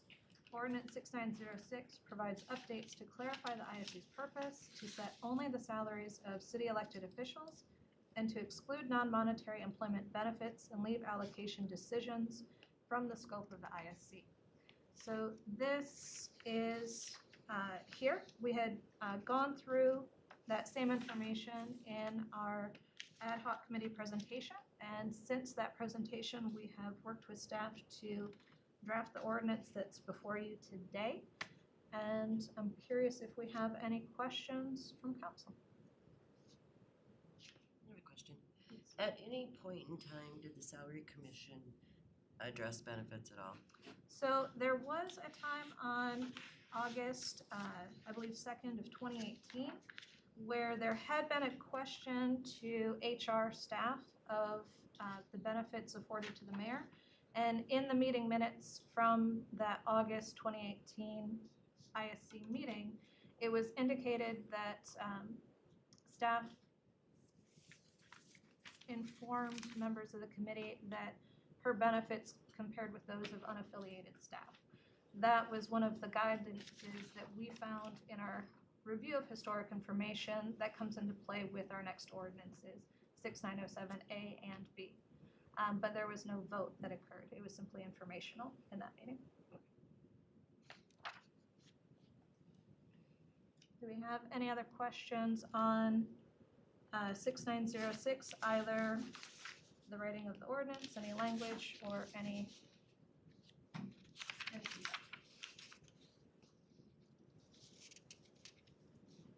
So, can you clarify what you're doing with Can you please speak 6-9? up? Sorry. Thank you, Sean. Can you please clarify what we're doing with 6906? Yeah, so what we would be doing with the ordinance would be updating Auburn City Code 2.08.020. As you'll see in Exhibit A, it reworks the language to be more explicit in defining compensation. And so going from where it had been sort of a term that could have multiple interpretations to being specific, as we'll see for the purposes of this chapter, salary means monetary compensation that may be paid to or received by council members or mayor, but does not include city employment benefits or leave, including payout of leave, if any, described in this title or in city policy. So what we really are looking to do is just tighten up our language within the ordinance and make sure that we don't have any misunderstanding as far as what the duties and scope of duties are for that commission going forward. So if I get it straight, the ISC will only deal with the salary portion of it and nothing to do with the benefits portion of it. Right. That would be going forward, as it has been in practice and what it would be by ordinance going forward. Okay.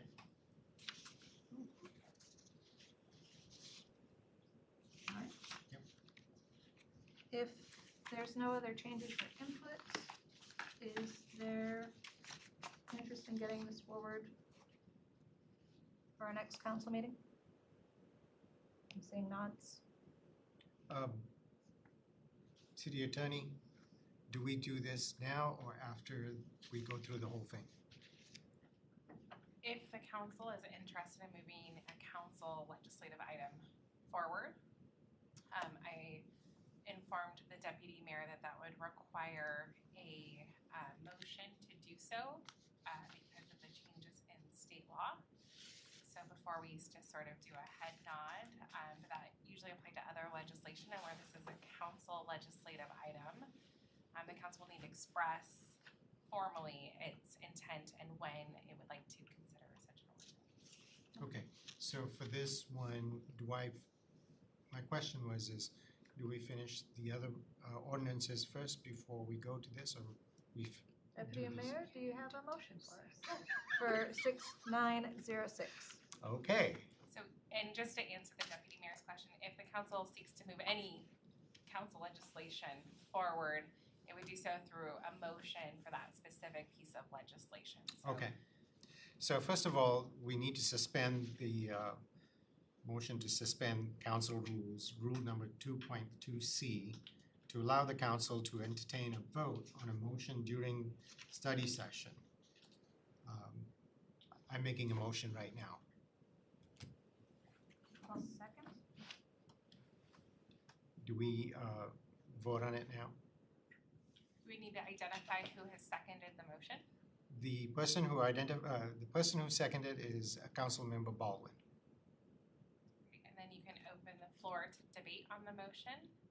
Do we have any discussions, Councilmember Brown? Yeah, I have a question that pertains to the justification for why the council would choose to make this change. I'm just curious what was the impetus for that? Sure. The impetus was the ad hoc committee determined that there was room for different interpretations of our code language, and so we wanted to clarify our code language. Attorney Como, did you have? I would just simply clarify, under Robert's Rules of Order and Parliamentary Procedure, the motion to suspend rule and the discussion that follows should be to discuss that motion and whether or not to suspend the council rule. Thank you. So, any discussion to suspend the rules? If not, do we take a vote now, right? There's been a motion, a second. If debate is closed, then the next step is to have a vote on the motion to suspend the council rule and procedure 2.2C. So, since there's no discussion, let's take a vote on the suspension of council rules, rule number 2.2C, to allow council to entertain a vote on the motion during study session. So do we have a vote? Do we raise it or say yes? All in favor? Aye. Aye. We have 6-1. We didn't vote. So I'm sorry, Yes, we did. you asked he for didn't who's vote. in favor and then they give a voice Oh, vote. who's and then in you ask favor who's of- opposed, okay. and then they give a voice vote. Who's in favor of suspending the motion during study session? Aye. Aye. Aye. We have 7-7. 7-0. Thank you. So, now we make a motion to move ordinance number 6906 forward for a council vote at the May 15th city council meeting. Point of information, Yes. were you interrupted in your answer to my question, or did you complete your answer? Because I asked you a question, and then we were informed that we had a problem with our Robert's Rules of Order. So we're done with that question? You can ask it again. Okay. I just, we have a choice to make here. I'm sorry to interrupt, Councilmember Brown. So there's a pending motion, which then requires a second, and then the floor would be open to debate and questions. Oh, I thought we'd already done that. I'm Okay. sorry, this is a separate motion, so my understanding is there's a motion. There is a motion, I need a second. Deputy Mayor, if I might repeat the motion, I believe, is to vote to move ordinance 6906 to a Right. vote So, on May motion to move 15th. ordinance number 6906 forward for a council vote on May 15th city council meeting. Second? Any discussions? I guess I'm Deputy just Mayor, saying I'm that. I'm sorry to interrupt. I do need to inform the council. Section 3 of the council rules states that the city clerk shall then prepare a proposed agenda according to the order of business for approval by the mayor or their designee. Mayor Backus has not approved any items being placed on the council agenda for May 15th. The May 15th council meeting. If you bring this item forward for council action on May 15th, I will not be able to place it on the council agenda in advance of due to the mayor's directive. This directive does not prevent the council from proceeding with this motion tonight or taking action as it sees fit. So, basically, we can still do it. The council can make this motion, they can vote. Mhm. The printed agenda will not have this item on it. Point of information? Can you clarify what would be necessary to have this on the May 15th agenda? So I am unable, by council rules section 3, to have it printed on the council agenda on May 15th without the mayor's approval.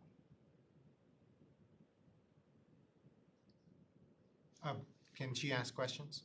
Yes. Are we allowed to make an agenda modification? Do you want me to answer? Yes, you are allowed to make an agenda modification, same as any other city council meeting. That would occur at the meeting or, in this case, at the meeting. It would not allow the item to be printed though in advance in the agenda because the rule does require the mayor's approval to have it on the printed agenda, and she has directed Sean to not include an item on the agenda for me. So,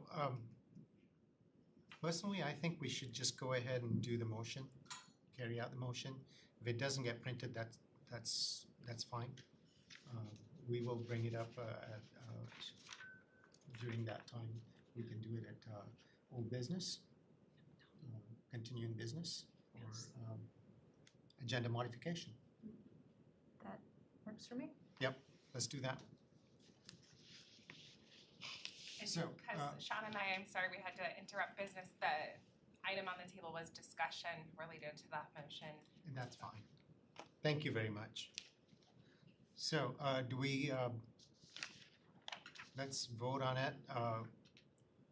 Discussion. Discussion, sorry, any discussion? No discussion? Let's move on to a vote. All those in favor? Aye. Aye. So motion carries, 6906.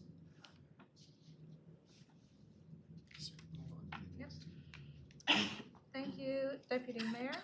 Moving on to our next agenda item, we have ordinance number 6907, option A. And this is an ordinance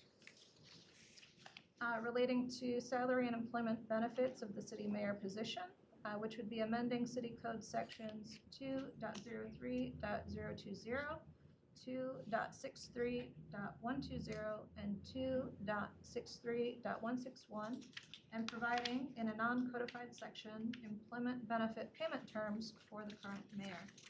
So as you'll see in ordinance number 6907, option A, we have our main cover page, we have our ordinance language, and we have Exhibit A and Exhibit B.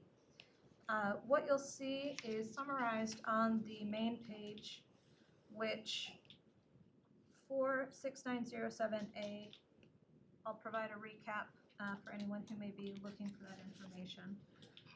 The mayoral vacation leave would introduce a vacation leave cap of 364 hours. It would set an accrual rate dependent on years of service as city mayor. That would be a graduated rate where for a start date to 4 years would allow for a vacation leave accrual of 96 hours per year. For 5 to 9 years, 120 hours per year accrual rate.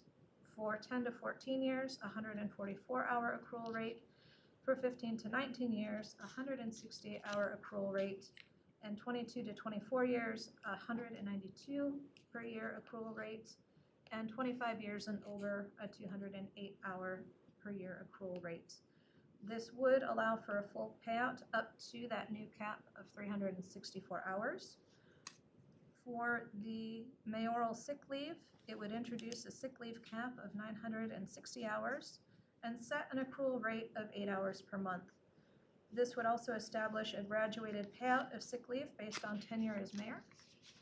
And in the chart for that, it would be based again on years of mayor service with 0 to 4 years, providing for 0 payout of accrued hours.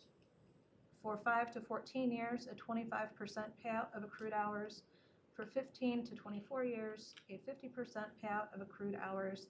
And 25 or more years, 100% of accrued hours. For those graduated rates that we heard both with vacation leave and sick leave, we were aligning that with that of unaffiliated staff, so bringing that position in line with what we see for other staff within the city. And likewise for the vacation leave cap, the 364 hours that would be established is based on a mean from our research looking at the comparative rates of our directors across the city. This does bring us in line with other cities that we looked at in that comparison chart when we had first presented our ad hoc committee presentation, I believe in our last main, in our previous council meeting. Now, that main section that we just covered for mayoral vacation leave, and mayoral sick leave, is the first component. That is saying this is what it would be going forward from the point of adoption of the ordinance. What is distinct and different between A and version B that we'll talk to next is how that could be implemented.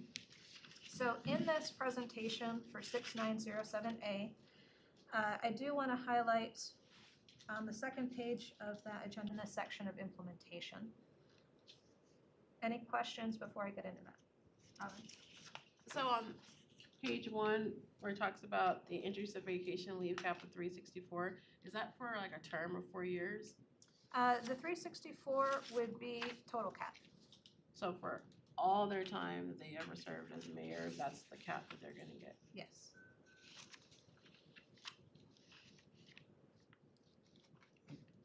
What is the current amount of vacation that's been accrued? Do you know that? Yes, I believe that to date, give me 1 second, we're sitting at approximately 1,042 hours of unused vacation leave, which has been accrued to date. And that may be slightly adjustment as these conversations progress. That number is a shifting target, but that's our approximation. Thank you. Yes. Robin? I just want to make sure I understand the chart. So let's say that a person serves as mayor for 4 years at 96 hours. They're going to automatically go over that cap, right? Really quick in that first 4 years.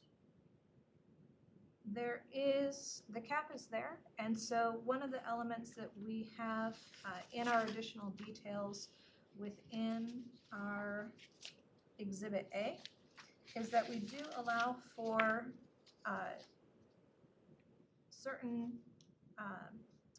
we do allow for a certain amount of annual payout. So matching what the staff does is payment for unused accrued vacation leave hours. Each calendar year, the mayor shall have the option to receive payment at the current salary rate for up to 80 hours of unused vacation.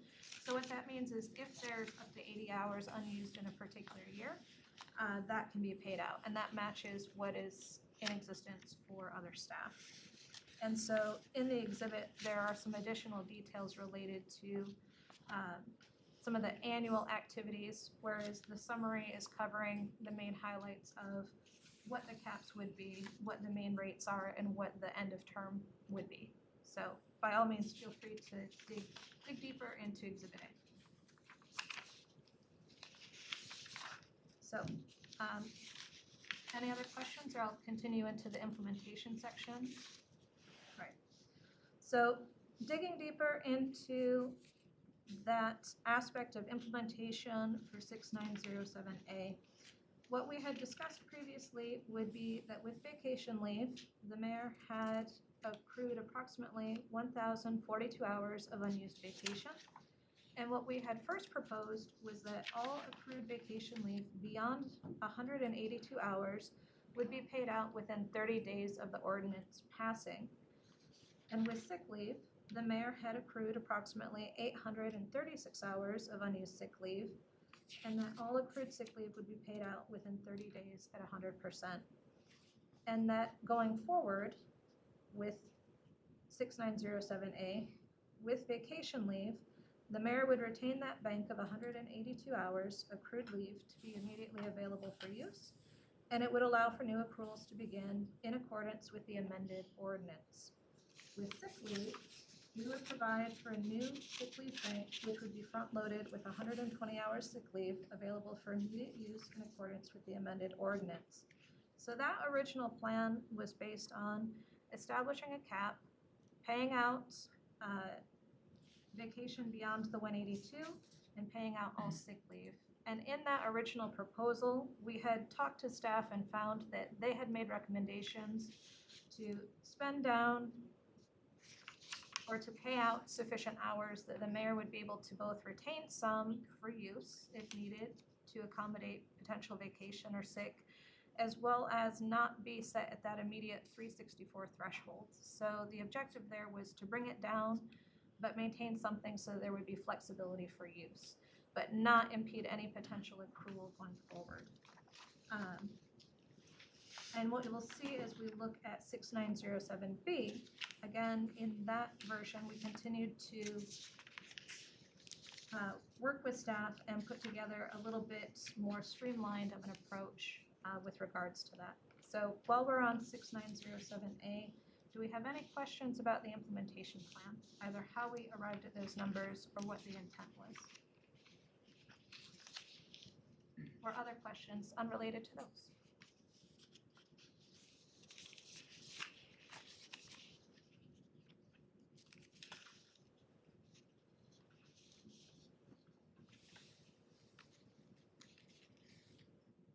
Take your time.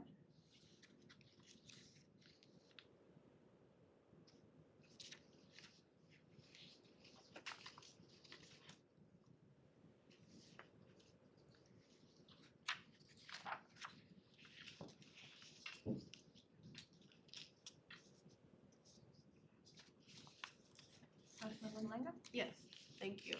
Depending on when this takes effect, will the hours change on how much she has accrued? Yes, the hours would potentially change. So if we were moving this forward for the 15th, I would be working with outside counsel to make sure the ordinance language would be updated in time for the packet to reflect those hours that we would be ready to have the motion. Councilmember Trout Manuel? So you say that she has 1,042 hours approximately now. So if we were to agree to cap this now, then her 8 hours a day would start as after the 30 days? Well, you have on here that she, where's it at? Right here. Oh, that's the sick leave. Never mind. Yep. I was looking at the wrong one. I'm sorry. I have a question. So if we went with ordinance B, I just want to make sure I understand this, then would she get paid out at the end of her term? Yes. We cap it now, but she wouldn't get paid out till the end of the term.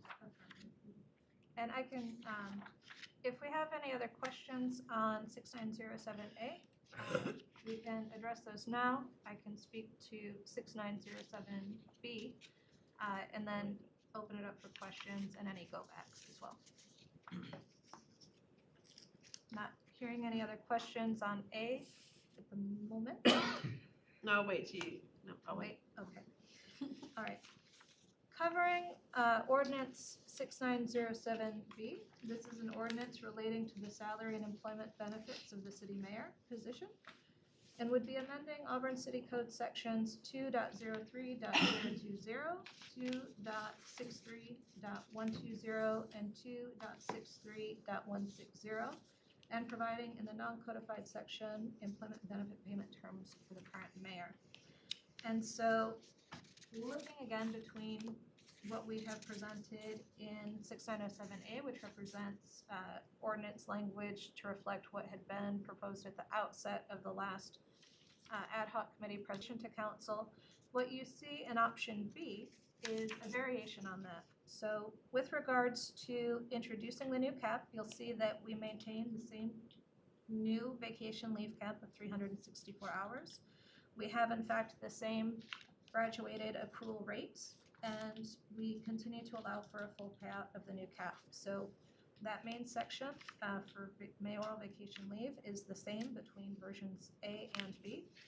Likewise, the mayoral sick leave recommendations for go forward, introducing a sick leave cap of 960 hours, setting the accrual rate of 8 hours per month, and establishing a graduated payout of sick leave based on tenure as mayor.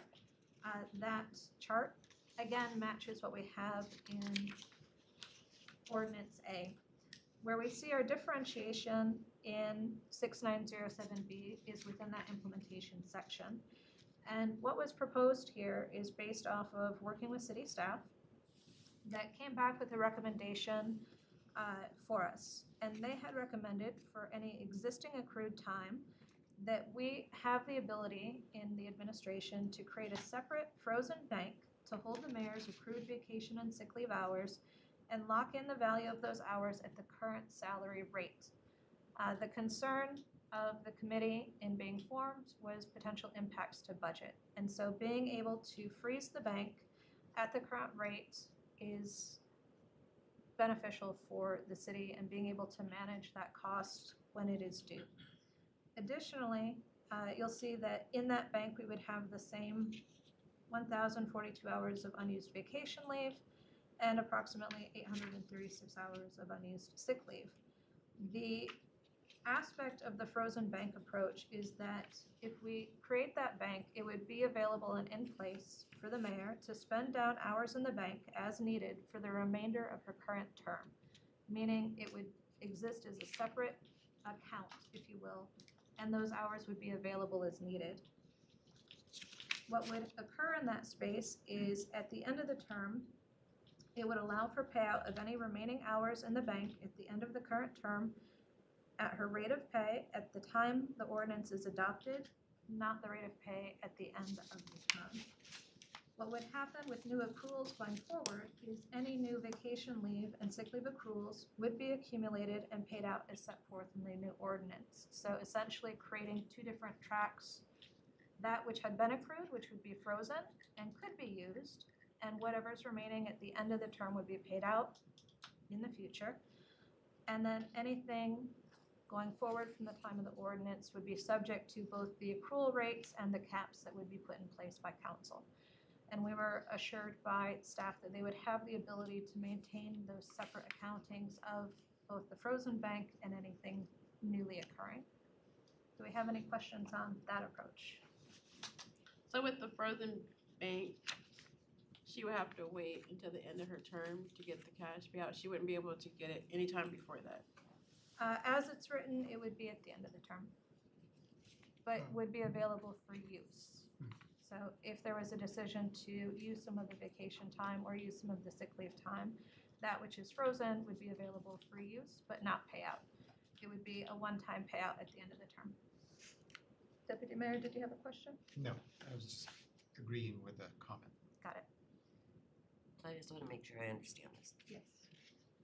So if it's available for use, not that she will, but if she decides to take 2 months off, then she'll be able to do that, which then would save the city money because then we wouldn't have to pay out as much. The time is accrued, so it's hers and it is the mayor's in whatever capacity the mayor would choose to use it, whether that is putting it in use for its intended purpose or whether that would be waiting for payout at the end. That would be to be decided. Okay. Can I add a comment? Deputy Mayor? Thank you. The second option. Speaking up. Hello, that's why. The second option was brought to us by administration. And we looked at it and it made sense. And that's why we added on the second option. Right. Thank you, Deputy Mayor. To his point, as I mentioned earlier in the conversation, the reason that we brought A forward is that we felt an obligation to make sure we provided an ordinance based off what we had last presented. But in that time, we continued to meet, we continued to work on the materials, and we found that sometimes as you iterate, you may come up with a better solution, which is why we also brought B forward. And we wanted to make sure that we were able to present both tracks, both paths to council, provide any input, feedback, questions, suggestions, and determine the best path forward. So with that, do we have any other questions on either ordinance, the ordinance language, the supporting exhibits between exhibit A and B are the same exhibits between both ordinances is one thing to note. The material difference between the two is that implementation, which is that implementation.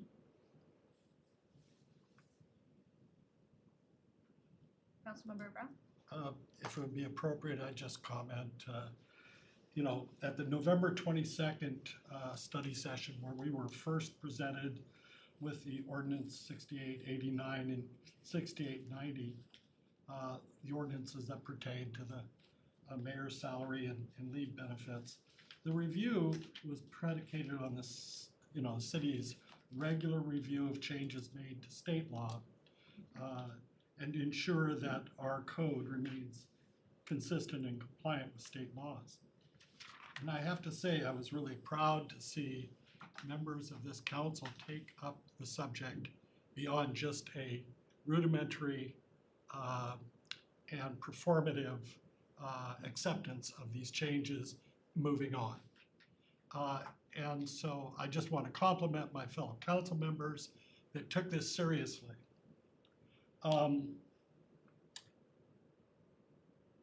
You know, the ad hoc committee was established, and I can see very clearly that you have worked very hard on the options that you're presenting today. You know, I've argued all along that while I feel like it is appropriate to cap the amount that can be sold back, the amount of benefits that's sold back of vacation and sick leave, while I support that idea, it was my belief, and still is, that in the middle of a term, we're changing the conditions under which the mayor works. And I think that that's wrong. I think that we could have the same effect, which I think is appropriate, if we implemented this all at the end of the mayor's term. But I understand others don't necessarily feel like that. But it certainly would have been consistent with how we treated the two previous mayors. And so that was another motivation for my thinking. There's a very strong argument that we want our mayor to take her vacation. And I appreciate that. That's important for the mayor. I think it's important for the mayor's performance that she comes to work with enough rest and you know, renewing her enthusiasm for the job. And we do that by taking time off. But I was really sad at the last council meeting that when the mayor requested that we move this agenda item to when she can be here, because she was complying with our desire to have her take vacation, we denied her the ability to be here tonight. And I have to say, that made me sad, that we felt like we had to rush into this. And maybe that wasn't, I'm not sure what the motivation was for that. But I would point out that relationships are really important in local government. And I would just ask that as we move forward as a council, that we, just because you can do something, doesn't necessarily mean we should do something. Here, I say we need to do something, but we need to be thinking about how we implement in a way so that we don't, you know, come across as unfair, as treating different mayors differentially. And I know that, you know, you weren't here, I wasn't here during those previous mayor terms of office. And I do think it's important to be consistent. The work that we do is really important, but the way that we do it can impact how effective we can be. So, once again, I appreciate the hard work of the ad hoc committee and of my fellow council members, but I've said enough, I think, but thank you. All right. Thank you, Councilmember Brown. Do we have any other comments or questions from council? Councilmember Baggett and then Councilmember Einmal. Just a statement. The whole intent in this process was, once it was known about this from our council standpoint, the whole intent of this project was to make this thing fair and equitable for our taxpayers, the people that elected us to watch over their money, their taxes, and at the same time make it fair and equitable as entirely possible for our mayor. There was no intent to any advantage one way or the other. It was just fair and equitable on all parties. And that was our intent right from the beginning. Thank you. Thank you, Councilmember Baggett. Councilmember Trump. Mr. Baggett, you took the words out of my mouth. Hmm? But I also want to add on to, we need to remember that in any type of votes that we do here, that we treat each other with respect, no matter how we vote. We have to look at ourselves in the mirror the next day, and if you feel good about it, it should be okay. And we should not be cruel or disrespectful to anyone that makes a decision that's best for the city. That's all I gotta say. I appreciate that. So with that feedback, I am curious as far as guidance or preference or input for changes. This is our first reading. The ad hoc committee does have the ability to continue to work on the ordinance language as has been presented. Is there a preference between our two options that we have before us? By way of a nod, can I see interest in 907A?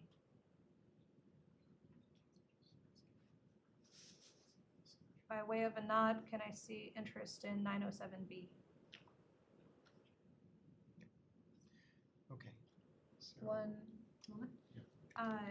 Do we have any feedback for changes, either on the rate set for cap, rates of accrual, or any other modifications? All right. With that information, as chair of the ad hoc committee, I would seek to move forward with 6907B. So motion to suspend the council rules, rule number 2.2C, to allow council to entertain a vote on a motion during the next council meeting. Oh, sorry. During the study session, this study session. That's the motion. I need a second. Second. Councilmember Baldwin seconds. Any discussion? Those in favor, please vote aye. Aye. Okay, so, Opposed. Hmm? Opposed. so, Any Opposed? votes opposed? none. Motion to move ordinance number 6907B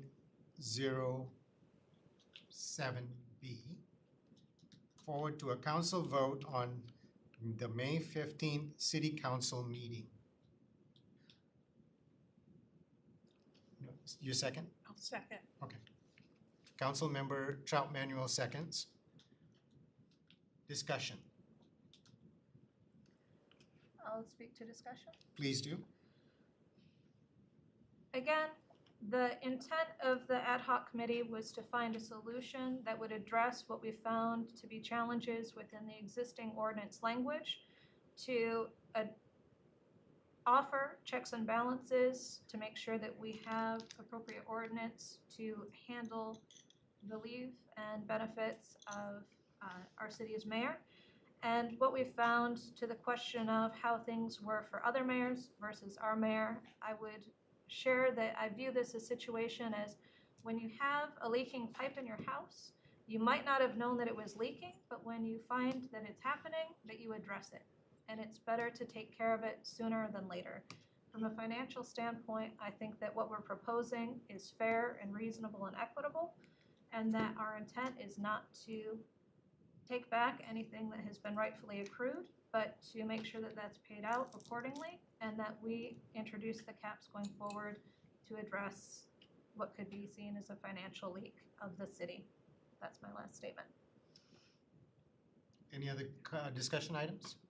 No? Yes. Yeah, just questioning, what do we anticipate on the 15th? What will we be facing on the 15th? We will be doing a vote on the 6907A. B. B, sorry. Yeah, excuse me. To Yes, ma'am. Excuse me. He's talking. So, okay. For final passage? Is that- Yes, So I had understood, we can bring it up at the discussion and move it back into study session. okay. That was not the impression that I got from our discussion, that there were gonna be another study session. So, That, okay, go ahead. when we brought this forward, the objective was to have our first reading and to solicit feedback from members of council. If there were changes to the caps, if there were changes to the graduated payout, if there were adjustments based off of the ordinance language. Not hearing any on option B, I would seek to move that forward.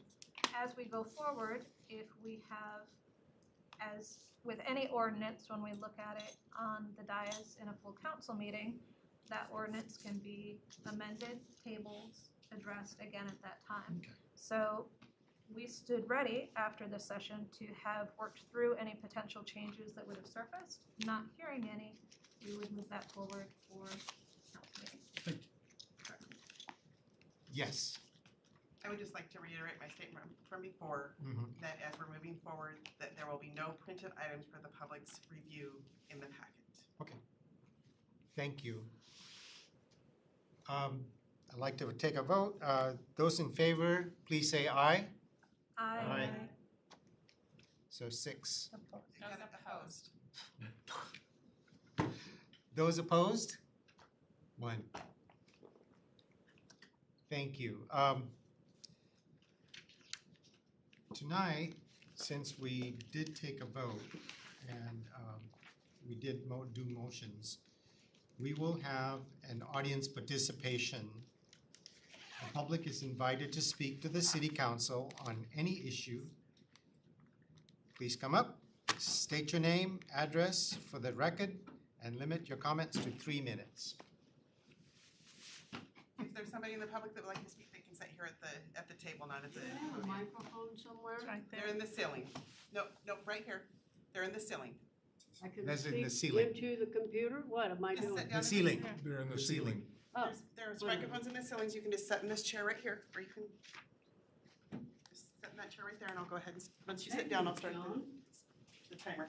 I don't believe what I just saw here tonight. I saw a man with a question in a study session and he didn't get an answer. This was not a study session. Thank God we have a city attorney and a clerk who know what they're doing. I have seen a display. What are we, some people in this room think this is a council meeting? I've been to a lot of council meetings and I have to hand it to Larry Brown for having being able to contain himself. I would have ripped you guys to pieces. Thank you. Whew. I don't believe what I saw here tonight. I do not believe. Thank you to the city attorney and our clerk for knowing how to stop what was going on. Council, we've come to the end of our council study session. The council is now adjourned.